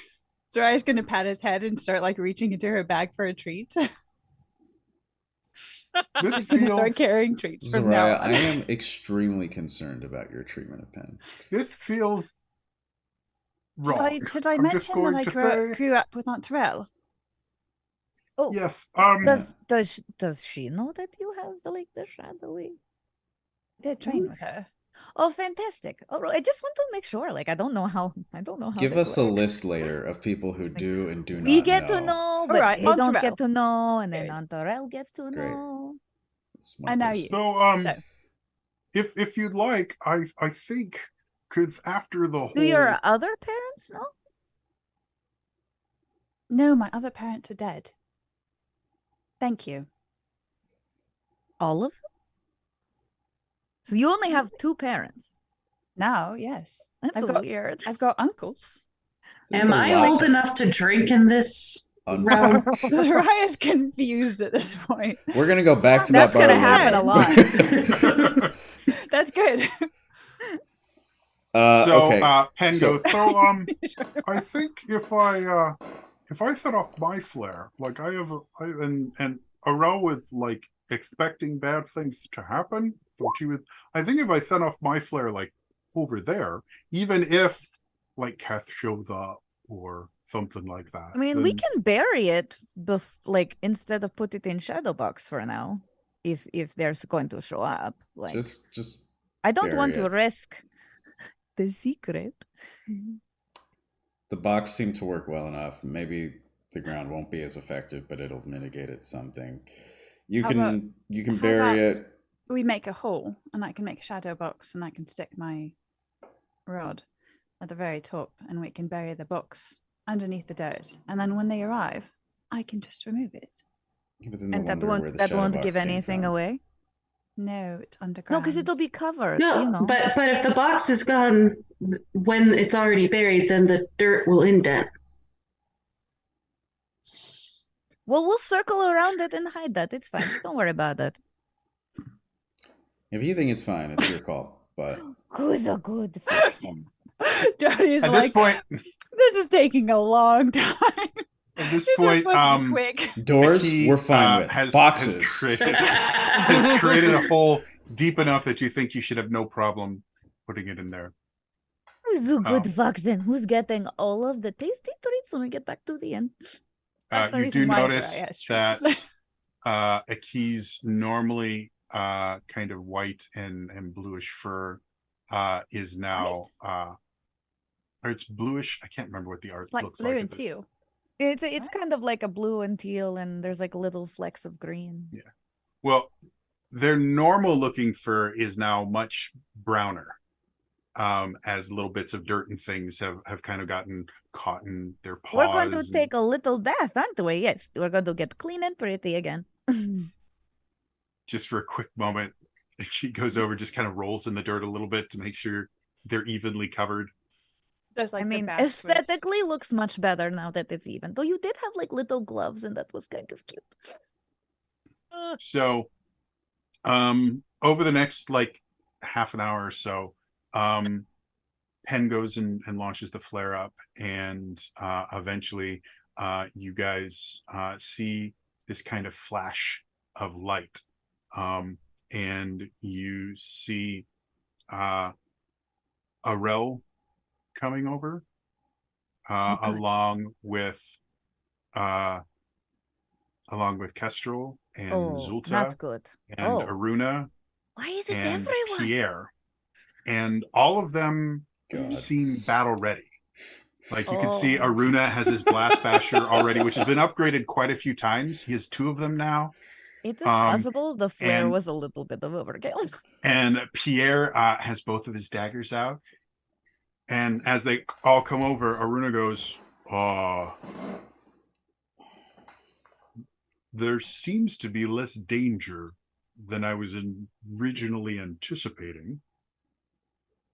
So we didn't know how to get a hold of you, but we found very strange artifact that was sort of making everybody dance until they drop, like against their wills. And we figured it needed to go in like artifact box, but we didn't have artifacts box, so we buried it. And we were hoping you could go get artifact box. It seems like some weird hocus pocus. To be clear, there was no issue in the Lost Woods. It was no challenge for us whatsoever. We succeeded, and now we're here in the city. Dash set it on fire. Well, I don't think they need to know details.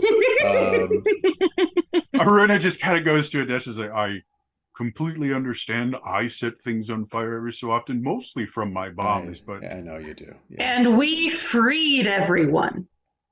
Yeah, that's important. Yep.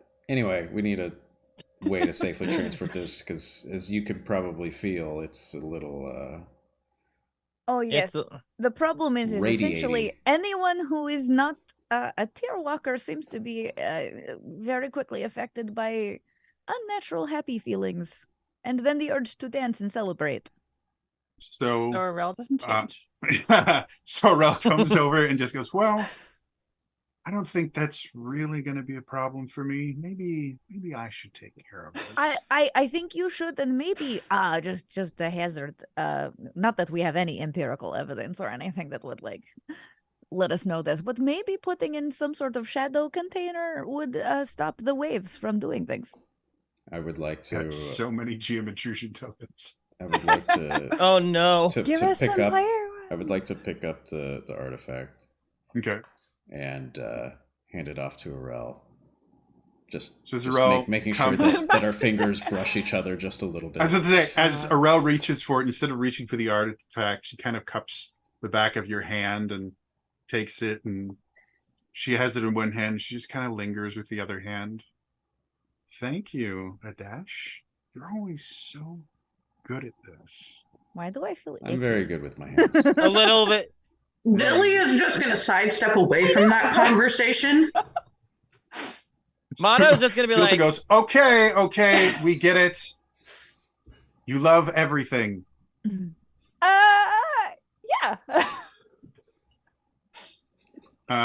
So Max just becomes Arel again. It's so hard once I heard the name Arel and Cass, I was like, oh, okay, we're back. Yeah, so, I will say Zulta is going to like turn to her daughter and be like, how are you doing, sweetie? I'm doing Pierre and Motto have a moment of just like, do you know what's going on? And Pierre was like, Pierre's just sitting there going, so you see him slowly just putting the daggers back into his accordion and like tuning. How are you? And Motto just like, it's been interesting. It's been interesting. Interacting with her.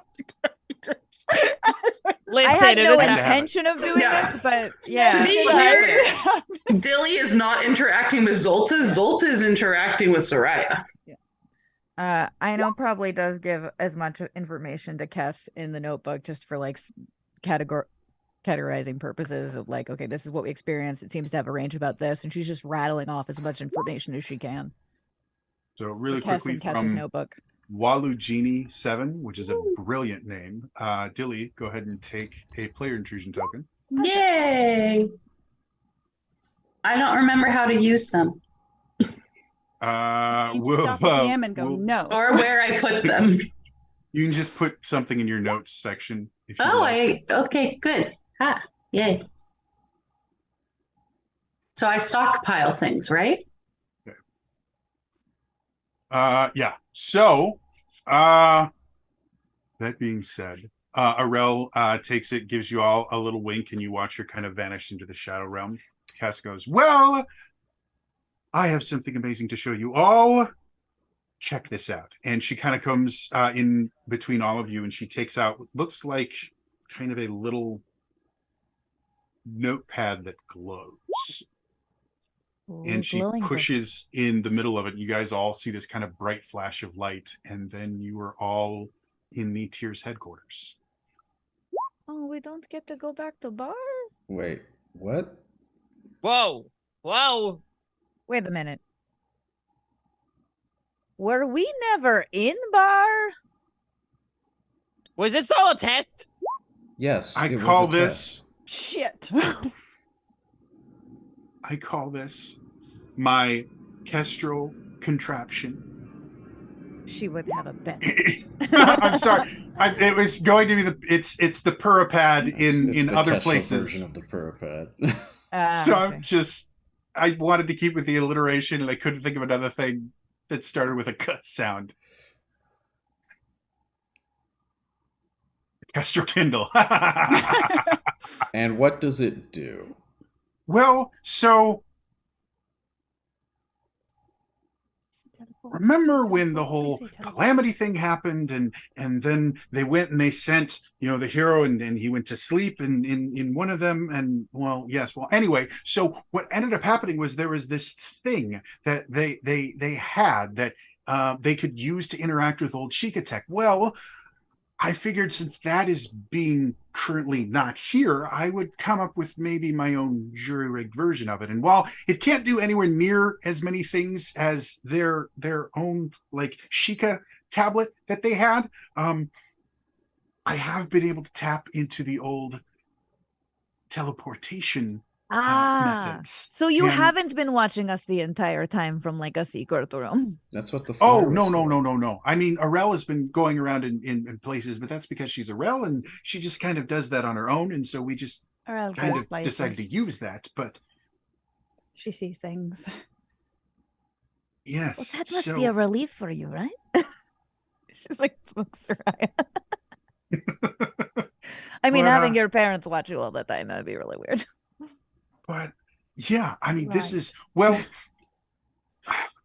it's late. You all need some sleep, but tomorrow we have some amazing things. Yeah, that sounds great. I mean, that sounds good. Is this for us? Are you holding on to this? What?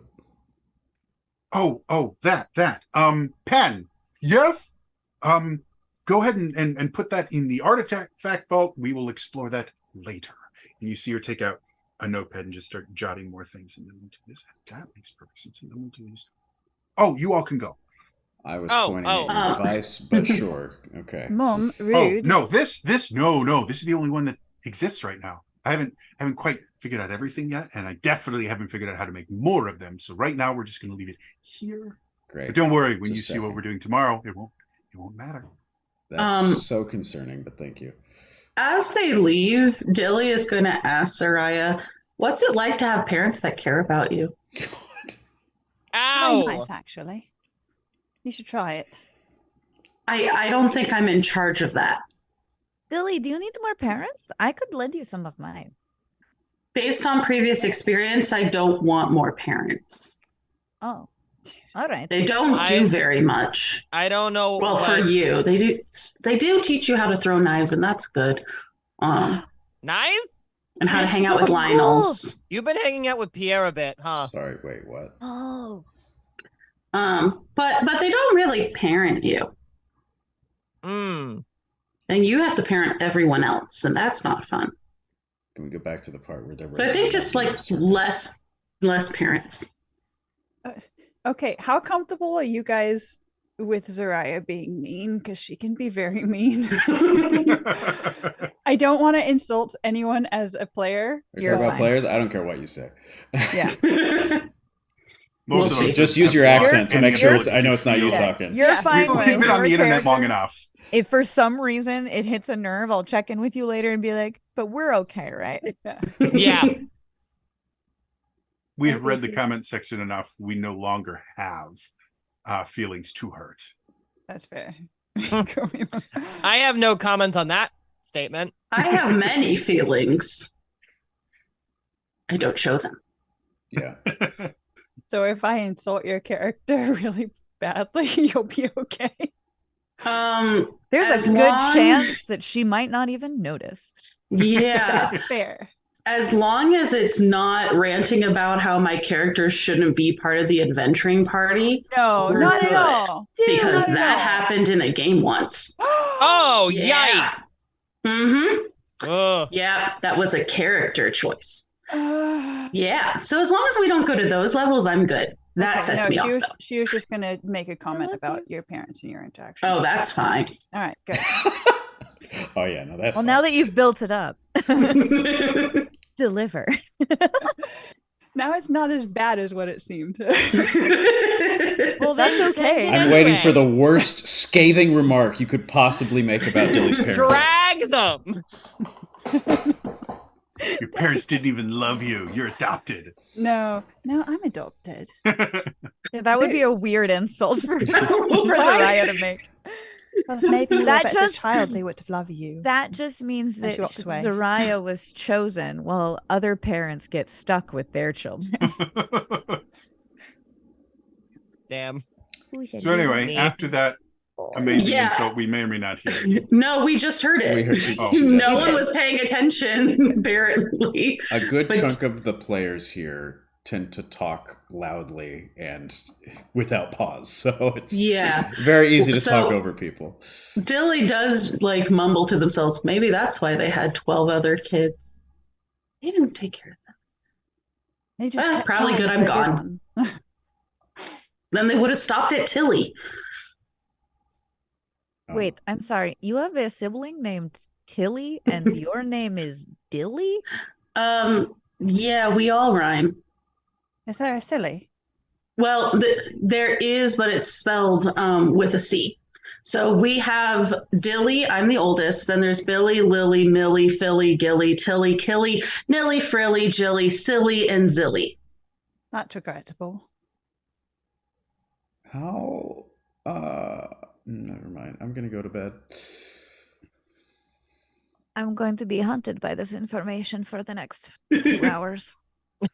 That's not ticking. I'm also going to go to bed. So, good night. How does do we heal overnight? Like, how does this technically I believe what's supposed to happen is you can use all 4 of your recovery rolls.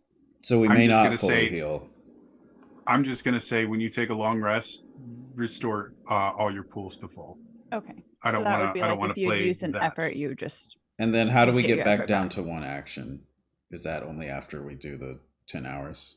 Yeah, so long rest is your 10-hour rest, so that will bring your recovery rolls at the beginning of the day. Your recovery roll is back to 1 action and all of your points are restored.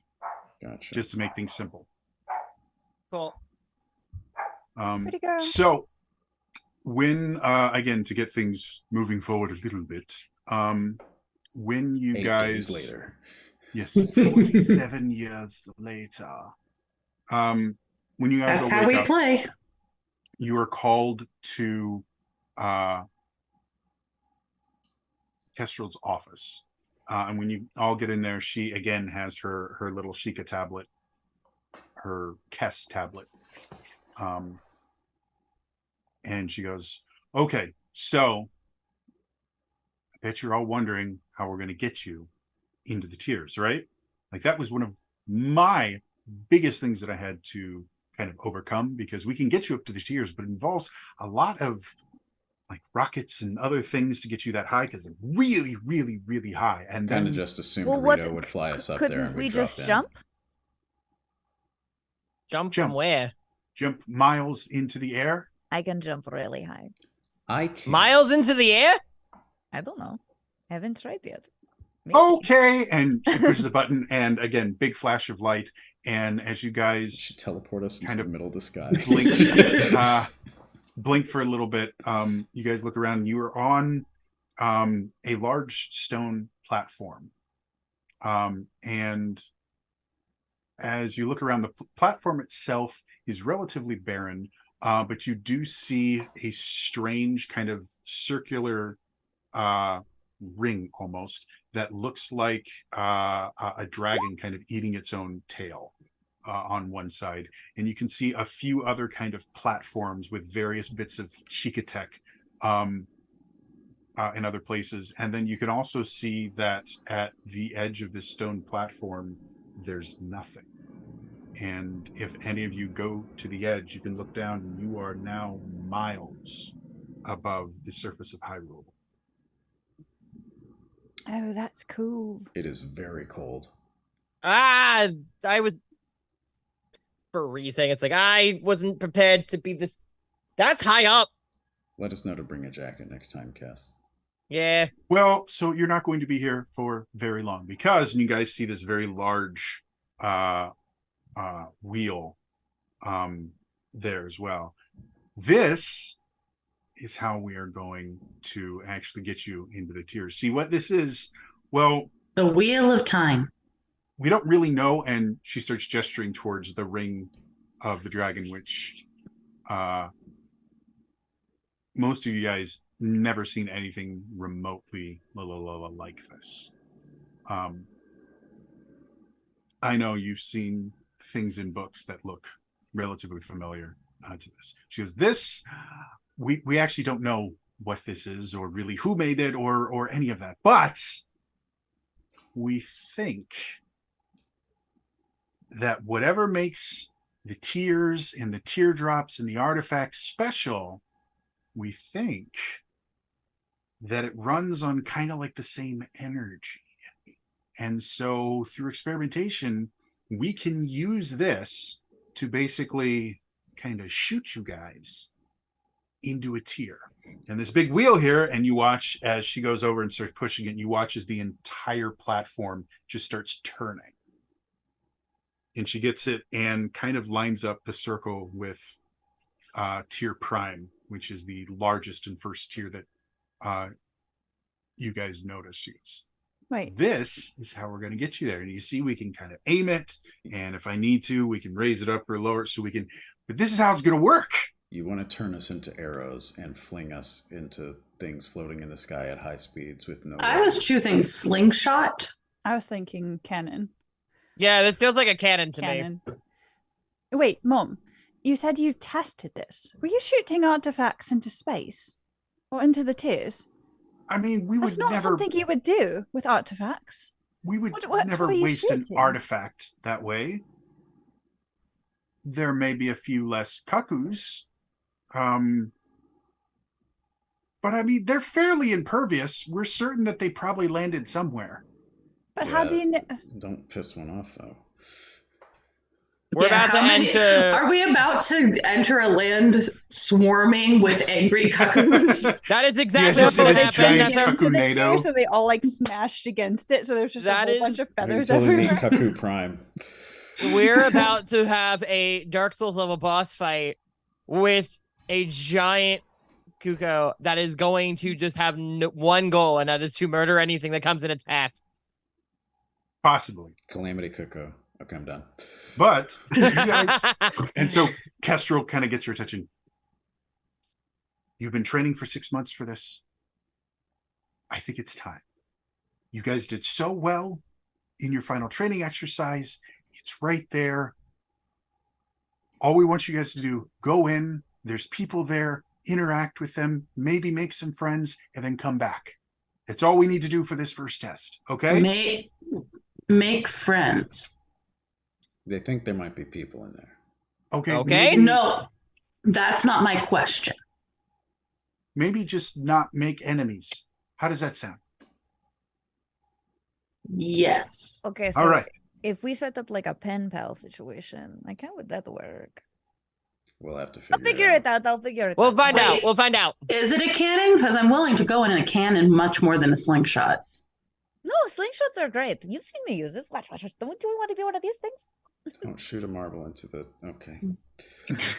Not into the tier, just on like, and then realizes, oh, I hope that doesn't turn into a couch on somebody. Somewhere down below. Do you want to roll on the table real quick? And that's how they created the Gisa crater in Hyrule. 20. Yeah, go ahead and roll on the table. Oh, that's right. It's the it's actual in table. the sheet. I was rolling on the table. Yeah. Was that a natural 20? but I rolled a natural 20. So whatever Roll it for hits a dead on. couch Landing on someone. All right, what's the roll? A bag of aglets. What is an aglet? You know, at the end of your shoelaces, Yeah. the little hard. That's So an aglet. someone is just walking around and is like pelted with aglets, and it's just like, is it hailing? What? Huh? Hard cut back up. And they How decide many to go are into in the shoe bag? business. How many aglets we'll are we say with talking? a nat 20, we're gonna say there's 500 in the bag. It's a very full bag of aglets.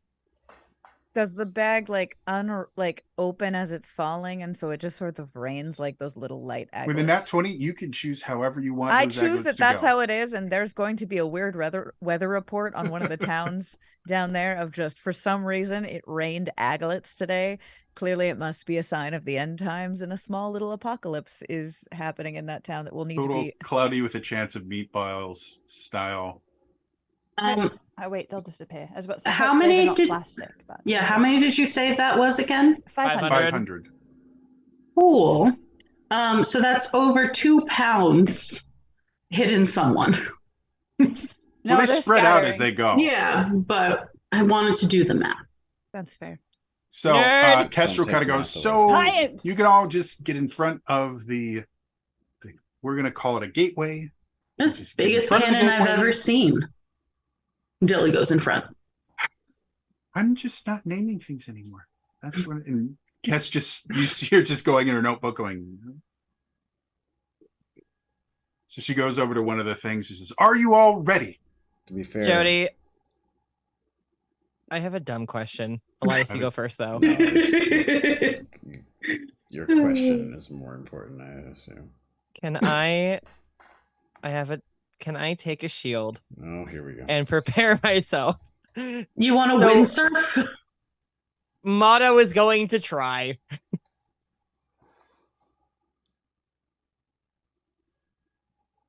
Ino is just super psyched to be a marble in a slingshot situation. Billy's been shot out of a cannon before. It's fine. That's just a little uneasy. Okay. So There's no way to fly. as He's never been shot as out you of guys are all anything getting before. as you guys are all getting ready, and Kess seems to be up there, you see her kind of look, and you see a little tear. She's like, "So much work, and my little Daisy."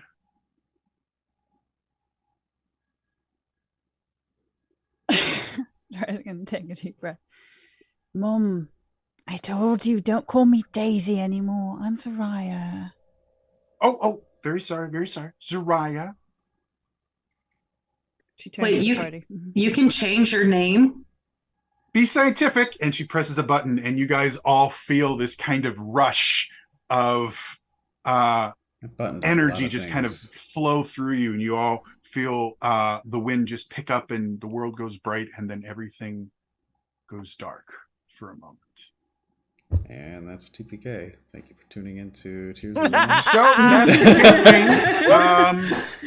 In Now 6 wait months, we'll be starting campaign Yeah. 3. Same exact premise, new group of people will be like, the last group didn't survive, but you guys. Yeah.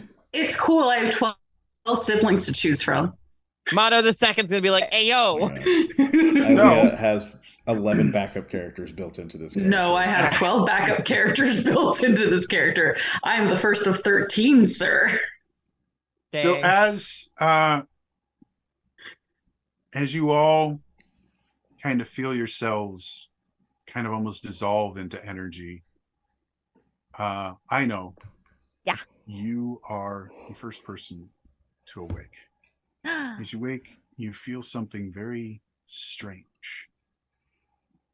There's something very cold and metallic pressing against your cheek, and it starts to move.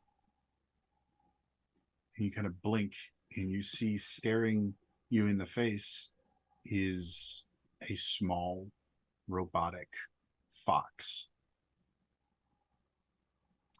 If all of you go to your character sheets, you will see at the top there's a bubble called High Roll, which you all been on, and right next to it you see one that says Etsu Korimalla. And if you click on that, you will see that you now have focuses. So What? I know, as you look, you can see this small robotic fox just looking at you. And you're and I know you are now an inquisitive sorcerer who builds robots. I have become Kiss. And as you look, you can see like he now seems to be fully robotic. And as you look down, you notice that you look different as well. You notice that your clothing looks nothing like what you were wearing before. It's all very form-fitting, almost jumpsuit like. And as you look around, you see that your friends look very, very different as well. Are we still the same species we were? As far as you can tell, yes. Like, your physical appearance doesn't seem to have changed that much. But when you look over at Zariah, you notice a lot of her more avian features seem significantly less prominent than they were. And if you just kind of glanced at her, you might not even realize that she's a Rito. Oh, that's weird. Dilly, you are the next person to wake up. And as you wake up, the first thing that you notice is that your head is kind of aching. And as you look around, instead of like just directly looking at what's going on, you immediately just start looking everywhere. And you guys are in the middle of a massive cityscape. And you can see vehicles flying through the air and people walking around. And there's all of these different screens all around you, and you instantly think, screen, that's a weird word. And you start looking at all these different machines just walking around. You're like, these words seem really unfamiliar to you, but at the same time they seem incredibly natural, and they just kind of come to your head. And as you see one, you can see a road in front of you, and there is a device, a machine attached to the road that controls the traffic of these vehicles. And as you're looking at it, you instantly start seeing how the machine works. And you are now a protective sage that talks to machines. Ooh.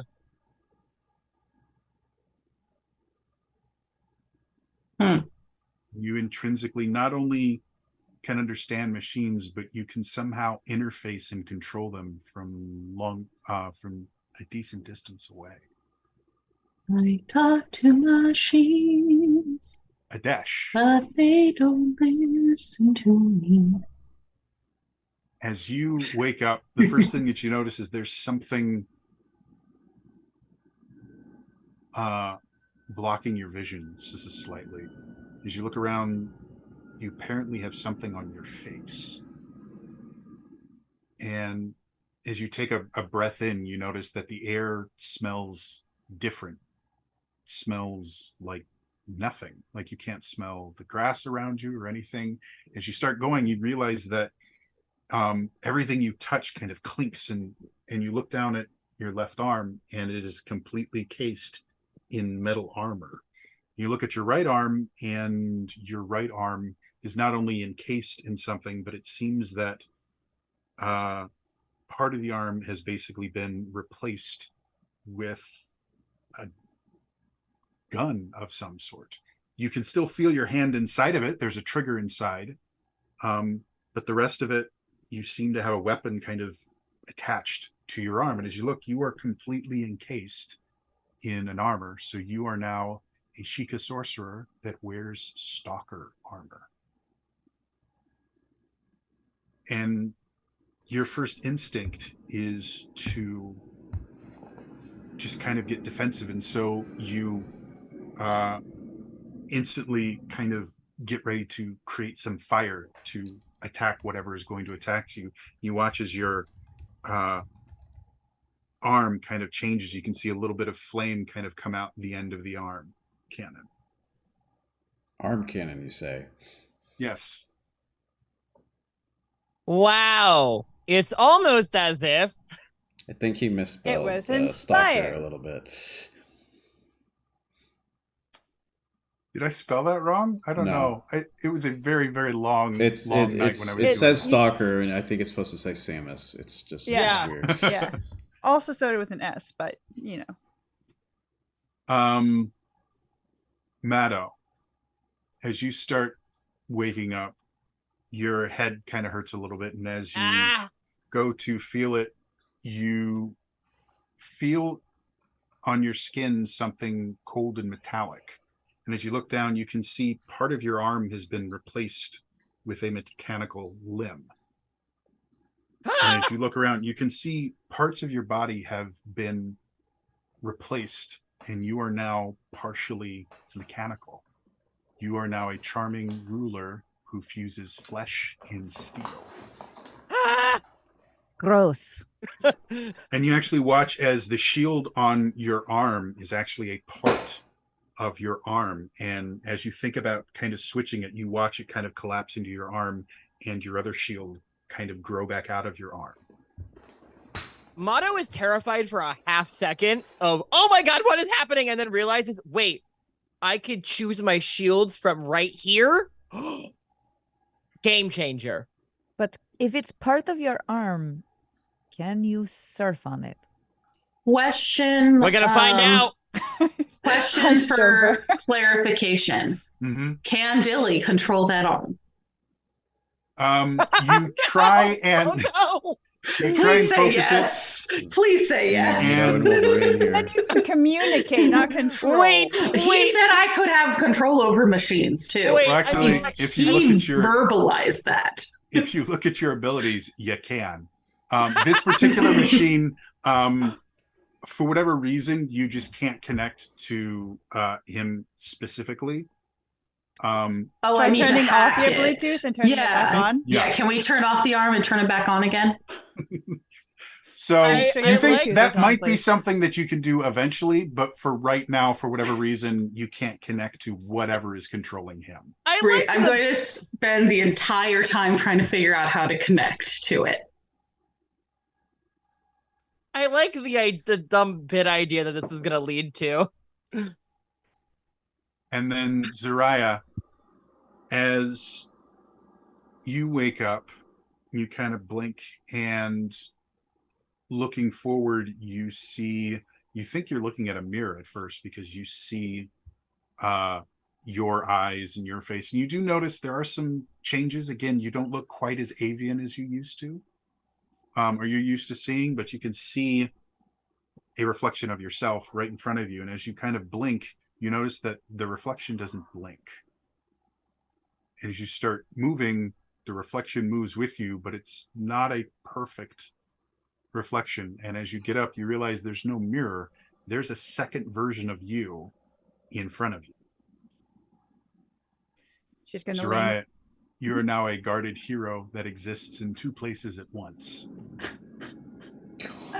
She's going to lean to the side and go, well, that's interesting. And the other one's going to lean to the other side and go, isn't it? And as that happens, you watch it just kind of collapse, and you realize you apparently have the ability to create a holographic duplicate of yourself. You said your parents were going to freak out about your shadow thing. I don't think they'd be very thrilled about this one. And then when you take out, because you still have your rod, as you try to just kind of casually, without even thinking, you start kind of building onto your rod, and you notice that you no longer have the ability to control shadows at all, but somehow you can now create holograms and mold them in the same way that you were able to mold shadows. Do they actually work? Like, are they solid? The same way that your shadows worked, now these holograms seem to work. Oh, they can be colored now. She gets really excited. So entered the Technicolor dreamland. You all have on your character sheet in the center column, you can see all of your new special abilities listed there. Feel free to kind of look them over. But the big thing with all of these focuses is they will modify how your regular powers work. So anything that you used to be able to do, you can still do everything you could do before, but it's all going to be flavored by your new abilities. So like in Zariah's case, her shadows are now holograms. For Adesh's case, all of his magic, it now comes from this suit of armor that he wears. He's got a gun.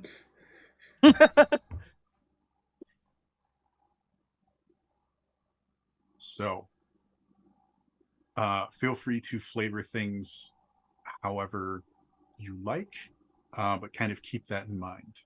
So if we change things in this tab, essentially, on Etsu, it'll remain in this tab alone. So like if I change shadow control to something else, it's only going to be in this tab, or will it affect all the tabs? Anything you put in the center tab will stay just in Etsu Korimalla. Okay. So anything you like, if you guys want to like repaste your special abilities in the center tab and reflavor them how you want, you can totally do that. Anything in the center tab only exists in there. And whenever you switch back to Hyrule or any of the other things we go to, they will change to whatever that is. Okay. Question. Oh, wait. They'll change to whatever that is. So like if I change my combat prowess, if I change that to holographic magical sauce or something, that'll change in the Hyrule tab as well? No, anything you it's change, individualized to tier. Yeah, the middle tab is entirely about the tier stuff. So anything you put in the middle tab will stay in there, and anything in the first tab will always be there, if that makes sense. But if you do change one of your special ability names in the middle column, it will change when you transfer it, because I just added an X to Ringmaster Speech and went back to Hyrule, and it That's what I was trying to ask. Yeah. If you do anything in the first tab, it's always going to stay in the first tab. But if you copy the ability from the first tab into the second tab, that's how if you want to rename them or anything, you just have to copy them from one tab to the other one, or one column to the middle one. Basically, anything you do in the first column won't change. Anything you do in the second column will. We can talk more about how the character sheets work when we are not live. Yep, sorry. Yeah, so Dilly's question, does Dilly notice any traffic lights? Yes. Great. Through observation, can Dilly tell what it means for them to stop versus go and all of that? You can't explain why or how, but you understand exactly how they work. Great. You know that green means go, red means stop, yellow means go really, really fast. Cool. Can I set all of the traffic lights to yellow? You can only interact with one device at a time, and specifically for your ability, it has limits that I have to remember. It's Ilea. So you have an ability called Distant Interface. How dare all of you? You like chaos. Every character, even one you've described, pretty chaotic. It is core to my character. So I can't get away from it. Interface, you can activate, deactivate, or control a machine at long range. So long range is about 100 feet. So you have to be within 100 feet, and it's a single device. Cool. So I can find a 4-way stop, and I can just switch between which of those single devices at the 4-way stop I control. Yes. Cool. Gonna keep that in mind. Blinks. That is a great idea, Em. Thank you. So as you guys are sitting there, you can see there are people kind of wandering around, and one of them kind of looks down, and you see this tall Sheikah gentleman kind of wander over and go, "Hey, what's going on here? Are you all right? You look a bit lost." Yeah, I'd say that. Did you did something happen? Do you need me to call a protector over or anything? A protector. No, we were just shot out of a cannon. It's fine. Where are we? Sorry, if I can ask. Do we know? Well, do we know the name of the city? Is that some of the information we were transferred in with? All of you get this name in your head of Etsu Korimalla. And the Sheikah man goes, "Well, you're on that's 7th Street, and the Protector's Hall is about 2 blocks down that way. There's a hospital that's only about 4 blocks away. What's a hospital? Do you want some help? I can take you to the hospital. You guys don't look great. Please take no offense at this, miss, but your face is a little bit pale. Have you eaten yet today?" He looks like a regular Sheikah. For the most part, yes. He has red eyes, white hair, kind of the darker skin. He's wearing clothing kind of similar to you guys, relatively form-fitting, but in a style you've never seen before. And he seems to have something on his wrist that has a bunch of buttons on it, and there's a screen on it. Do we have something similar, or? Yeah, all of you kind of look down and you have something similar, except for Adesh, who has all of that stuff kind of built into his helmet. What does she? Wait a minute. Sorry. Are you? And he turns towards Adesh.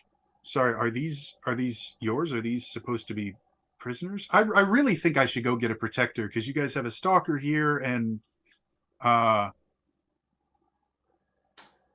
excuse me, stalker, I don't know your identification, but are you stalking these 3? Are they under arrest or something? They're not under what's arrest, going on but here? they're with me. Oh, I didn't realize stalkers worked with. Wait, sorry, you said 3. Is one of us not identified? Sorry, 4. There's numbers are hard. I was about to say, if one of us is passing by this. No, Confused. 4. Okay. There's 4. I've never heard of a stalker working with. It's been a long day for sure. Okay. What do stalkers normally do? Yeah, I don't. Yeah, what? All right. How does this sound? Why don't you guys just come with me? We'll get you checked out at the hospital real quick. And we can get a meal there. It's not the greatest food, but it'll be filling. I think definitely something's wrong here. So come on. And he kind of reaches out. I'm going his to just as this is happening, because he seems to give me some weird form of respect, at least for the moment, and also as a test to see what all has exactly changed. I'm gonna try to Just gonna use hit one on of the him. charges on my amulet to persuade him to that they're with me and there's no need for anyone to go to the hospital. He can move along. Okay. The amulet is built into your breastplate now. Okay. But it seems to work the same way. Like it looks a little bit different, but as you kind of focus on it, it feels the same way that it normally would. Now you're gonna have to remind me. I know I designed it. Is there a check we're supposed to do, or is that just a thing that works? It gives me an asset to a roll made to persuade or manipulate. Sure. Go ahead and make a power roll. And you have an asset from your. We're gonna call this. Let's call this just a difficulty 3. So, for you now, it's a difficulty 2. I'm gonna make it a 1.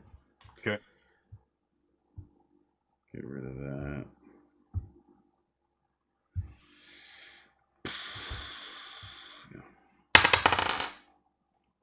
12. Yeah, so as he's looking at you, you kind of stand up and you kind of exert the force through your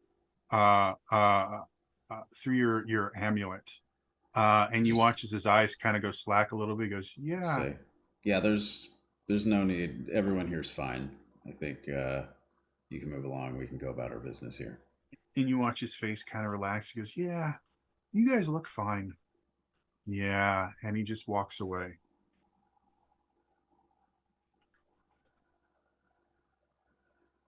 We should get moving.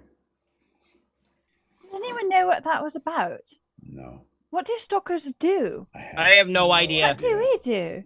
So just, not asking a bunch of really clear questions that says basically, hi, we're clearly not here, or from around here. Don't ask so many questions. It's like you people have never secretly infiltrated a community you don't belong in. Actually, wait, I'm sorry, what? When I enter communities I don't belong in, it's very loud. There's usually trumpets. Maybe that sounds great and full of fanfare. But anyway, based what I'm gleaning from just having, been quiet and listened and taking in information, I feel like you are probably currently resembling some sort of enforcement person. Yeah. Apparently, maybe you don't normally have friends or colleagues. I don't know. He seemed very weirded out that you are around other people. Yeah. Also, I have a feeling that us potentially I know looks down at her very untanned skin and goes, apparently I should see more sun in order to look a bit more normal, but we are going to work with what we have. Wait, you do infiltration and you can't lie? I didn't say I can't lie. I said nobody lies. Like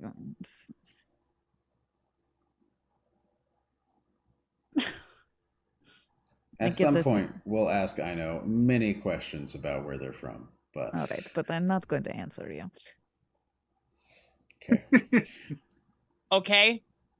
I have no idea what's happening. I'm just very confused and staring at my arm going. But Mado, is that really different from every other day? So we're just supposed to make You know what? You're right. I thought Soraya was the mean one. That wasn't mean. It was just an observation. You know what? Look, just because you're right. The truth can be mean sometimes. So, wait. We need to find an inn or somewhere that we can sit down and talk and see all the information that we have. Like, if we're supposed to be prisoners of what? And why would he be... I don't think we're supposed to be prisoners. I think it was the fact that we were hanging around him specifically because apparently I arrest people. Like some sort of guard that has no friends. I don't know. Yeah, my main source of magic now funnels through this cannon weapon.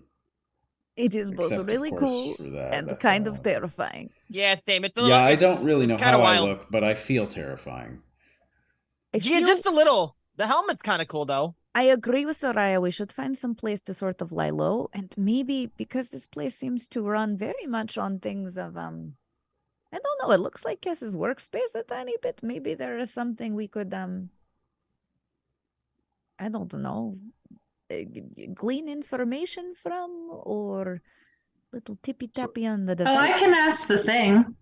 As you guys are saying this, I'm going to use one of my intrusion tokens. Oh no! Oh God. He comes back with a real stalker. I know, as you're saying that, you see another person dressed kind of similar to you in kind of like a jumpsuit type thing, and she looks at you and goes, "Hey, what are you doing? We've got to be at work in like 3 minutes. Come on!" And she just kind of comes in and just goes, "I don't know what. Yeah, come on, just." And just kind of grabs your hand. I don't know you. Release my hand. This is weird. Yeah, but I mean, we both work in the robotics facility, and listen, the higher ups have been getting really, really strict on tardiness. So we've got to get going right now. I don't work today. I'm actually quite sick. I have to go to the hospital. See how pale I am? Look at me. Oh, I am so sorry. I didn't. And then she kind of notices everyone else. I stand menacingly. I wave. I also wave. Maybe I'll just. Maybe you will just. Bye. Okay. And you watch her kind of wander off, and don't as be she late. goes, you watch her go to the building that was pointed out to you guys previously as the Protector's Hall. Protector's Hall, yeah, we need to move. Let's move in the opposite direction. Let's go. Let's go. Run. Or maybe not run, but walk with a purpose. Run. Yes, walk like we belong here.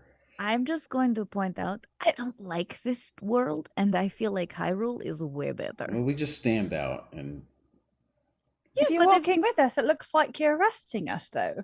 And wouldn't we go to the Protector's Hall? Cuffs. Who knows if we'd have to if go to the other side. No, go to the other side of the streets and just sort of follow along. Don't follow behind us unless you want to lead us, but then it'll look like we're following a protector. Go to the other side of the streets and pretend you don't know us. Is there anything like that looks like would throwing a cloak over him look out of place? You do not see anyone wearing anything that would really obscure their features at all. Most people are wearing like suits or form-fitting clothing in general. Wait, Zariah's going to try something. She's going to walk over to Adash and hand him part of... I thought you just wanted me to walk on the other side of the street. No, hold on. Before she tells you that, because I forgot I can change things and make them colorful. So hold on. It's not a rod anymore. You said? It's still a rod. Okay, perfect. Yeah. She's going to give him part of it and say, hold this. Okay. And she's going to try and shape the hologram to make it look similar to the Sheikah that we just saw. So you're still creating objects. Mm-hmm. So you could basically create like a flat that he could hold in front of him that would look like Sheikah clothes, but it would look like he's holding, So I couldn't make it something drape over him. No, it still works very similar to how your shadow powers worked. It's just holograms instead of you're bending light or you're molding light instead of darkness. All right. Go to the other side of the street. Good talk. I hand her back to Stick.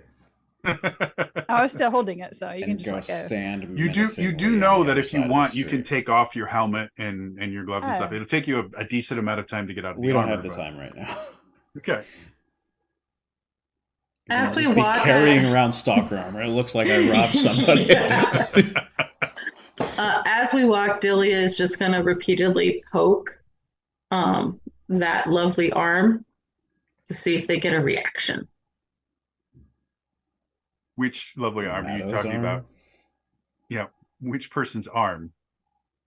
Dash has a very lovely arm. Right.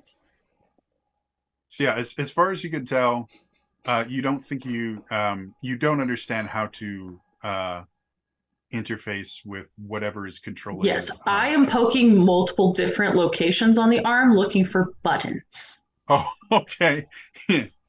Thus Just far, like occasionally no be buttons like, have check appeared, here, but check here, What are you doing? check here, checking, check here, Checking what? check here, check here. How's it work? Check I here, don't know. I just had it in my check arm. here, check here. Well, we should figure it out. Check here, Let's go someplace and you can check continue here. checking.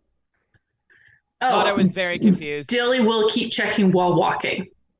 so as you guys step out onto the street itself, you can see from where the position in the sky of the sun is, seems to be early morning.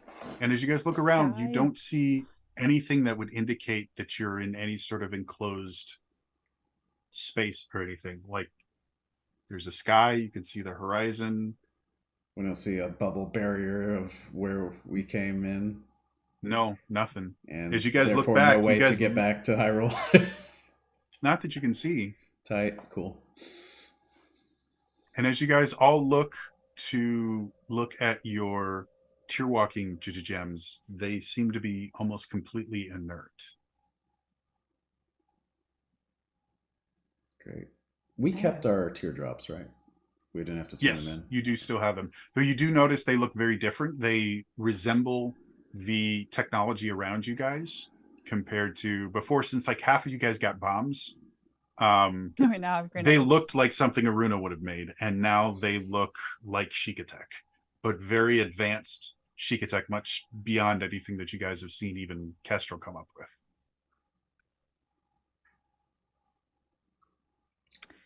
So Zariah has a notebook she's going to pull out.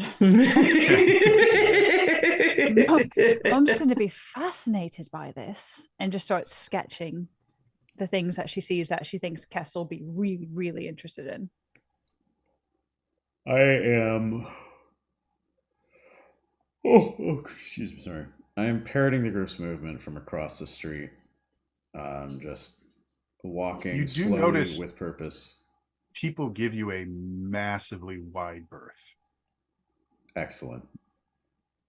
Compared to the rest of you guys, where the rest of you guys are almost getting run into because there's tons of people on the sidewalk that are walking, and a few of them kind of get annoyed that you guys are not going kind of with traffic and seem to not be walking with any sort of purpose. Does anyone look slightly avian? No. Everyone here, like every single person you see is Sheikah. Okay. And no one's reacting to the fact that I look slightly avian? Okay, cool. Good. We do exist in this world. I don't know. As far as you can tell, you've not seen a Hylian. You've not seen anyone. Like the entire population you can see thus far is entirely Sheikah. Wild. And since I have so many of them, I'm going to use another GM intrusion token. Adesh, as you are walking, you suddenly see two people that are in some sort of a uniform. Kind of see you, and they both kind of look at each other, and they walk immediately up. Stalker, what's your identification number? I immediately try to look into my helmet information for an identification number. In your head, you just instantly know, what would you like your identification number to be?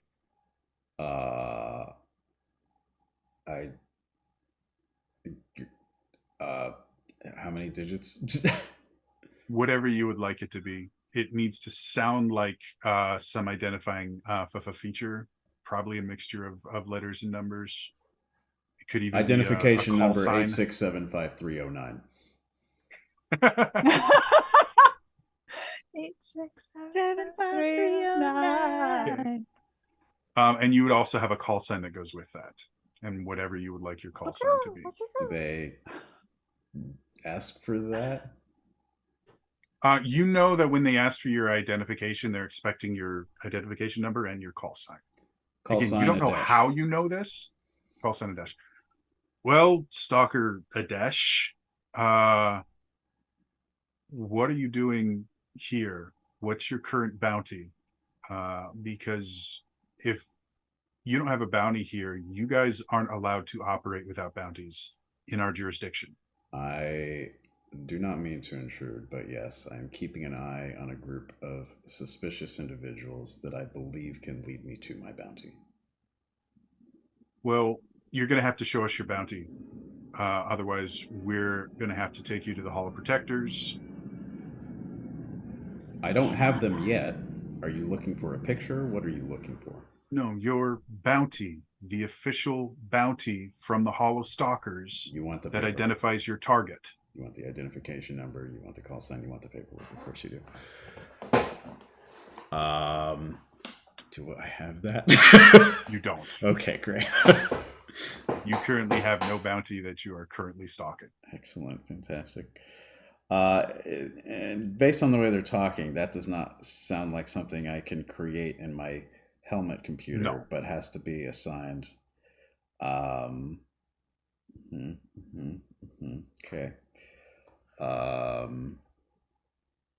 Again, you have knowledge that you don't think you should have, but to your understanding, is any of this knowledge I randomly have helpful in this situation? Yeah.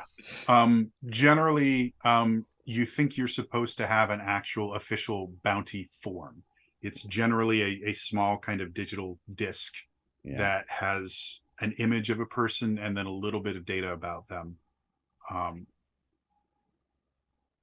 And you currently do not have that on you. Do I have a disc, even if it's blank? Yeah, you might. You think if you think hard enough, a blank bounty disc can come out. If I think hard enough. So I take a moment to scramble through my options. Like, here. You look at it and go, this is an empty disc. What? All right. You need to come with us. Obviously, something is going wrong here. Yeah, the disc is blank. Why is it blank? I thought you guys were supposed to give me good discs that aren't blank. This is supposed to be a bounty, right? Gaslight them. Gaslight them. They said you just gave us a blank disc. Which I got from not you, but you guys. So you tell me what's going on here. Yes. Go ahead and make me a power roll. This is going to be a difficulty 5 roll. Is there any way we can assist? Yeah. Well, let's see. Hang on. I got a player intrusion token from Sarah Effin Guzman. Oh, yeah. Take your player intrusion token. Remind me what that does.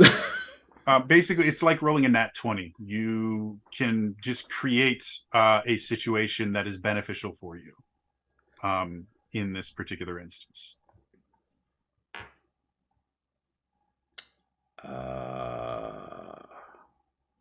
Well, I would love to use it immediately and try to roll a nat 20 in this situation. However, I'm trying to think what that situation would be.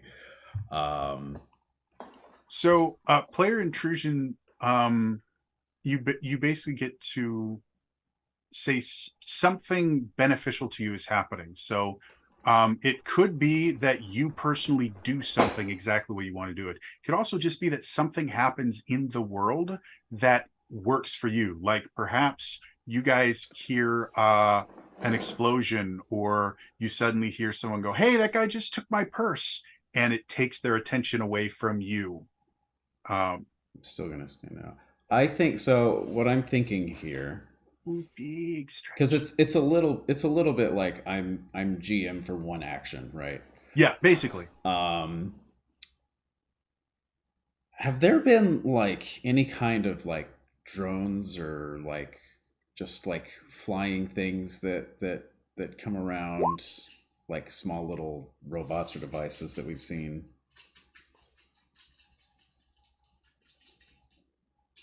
There are kind of flying vehicles and things like that. You don't see any kind of drones or anything in the... Well, no, yeah, you would see a few kind of cameras and things like that that are floating around. What I would essentially like to happen is one piece of tech to just sort of interfere with the disc in such a way that actually makes a bounty show up. Would have glitchy. Let me know if that is entirely possible. No, let's go with this. So as you're sitting there, you go, listen here, and you just kind of sit there and you kind of hit a little bit, and you really, as much as you don't understand how this armor works, for some odd reason it works the way that you think it should. And so you're sitting there going, come on, come on, come on, and suddenly a picture of let's go with Dilly. A picture of Dilly appears on there, and you're like, aha, there, see? There, not blank.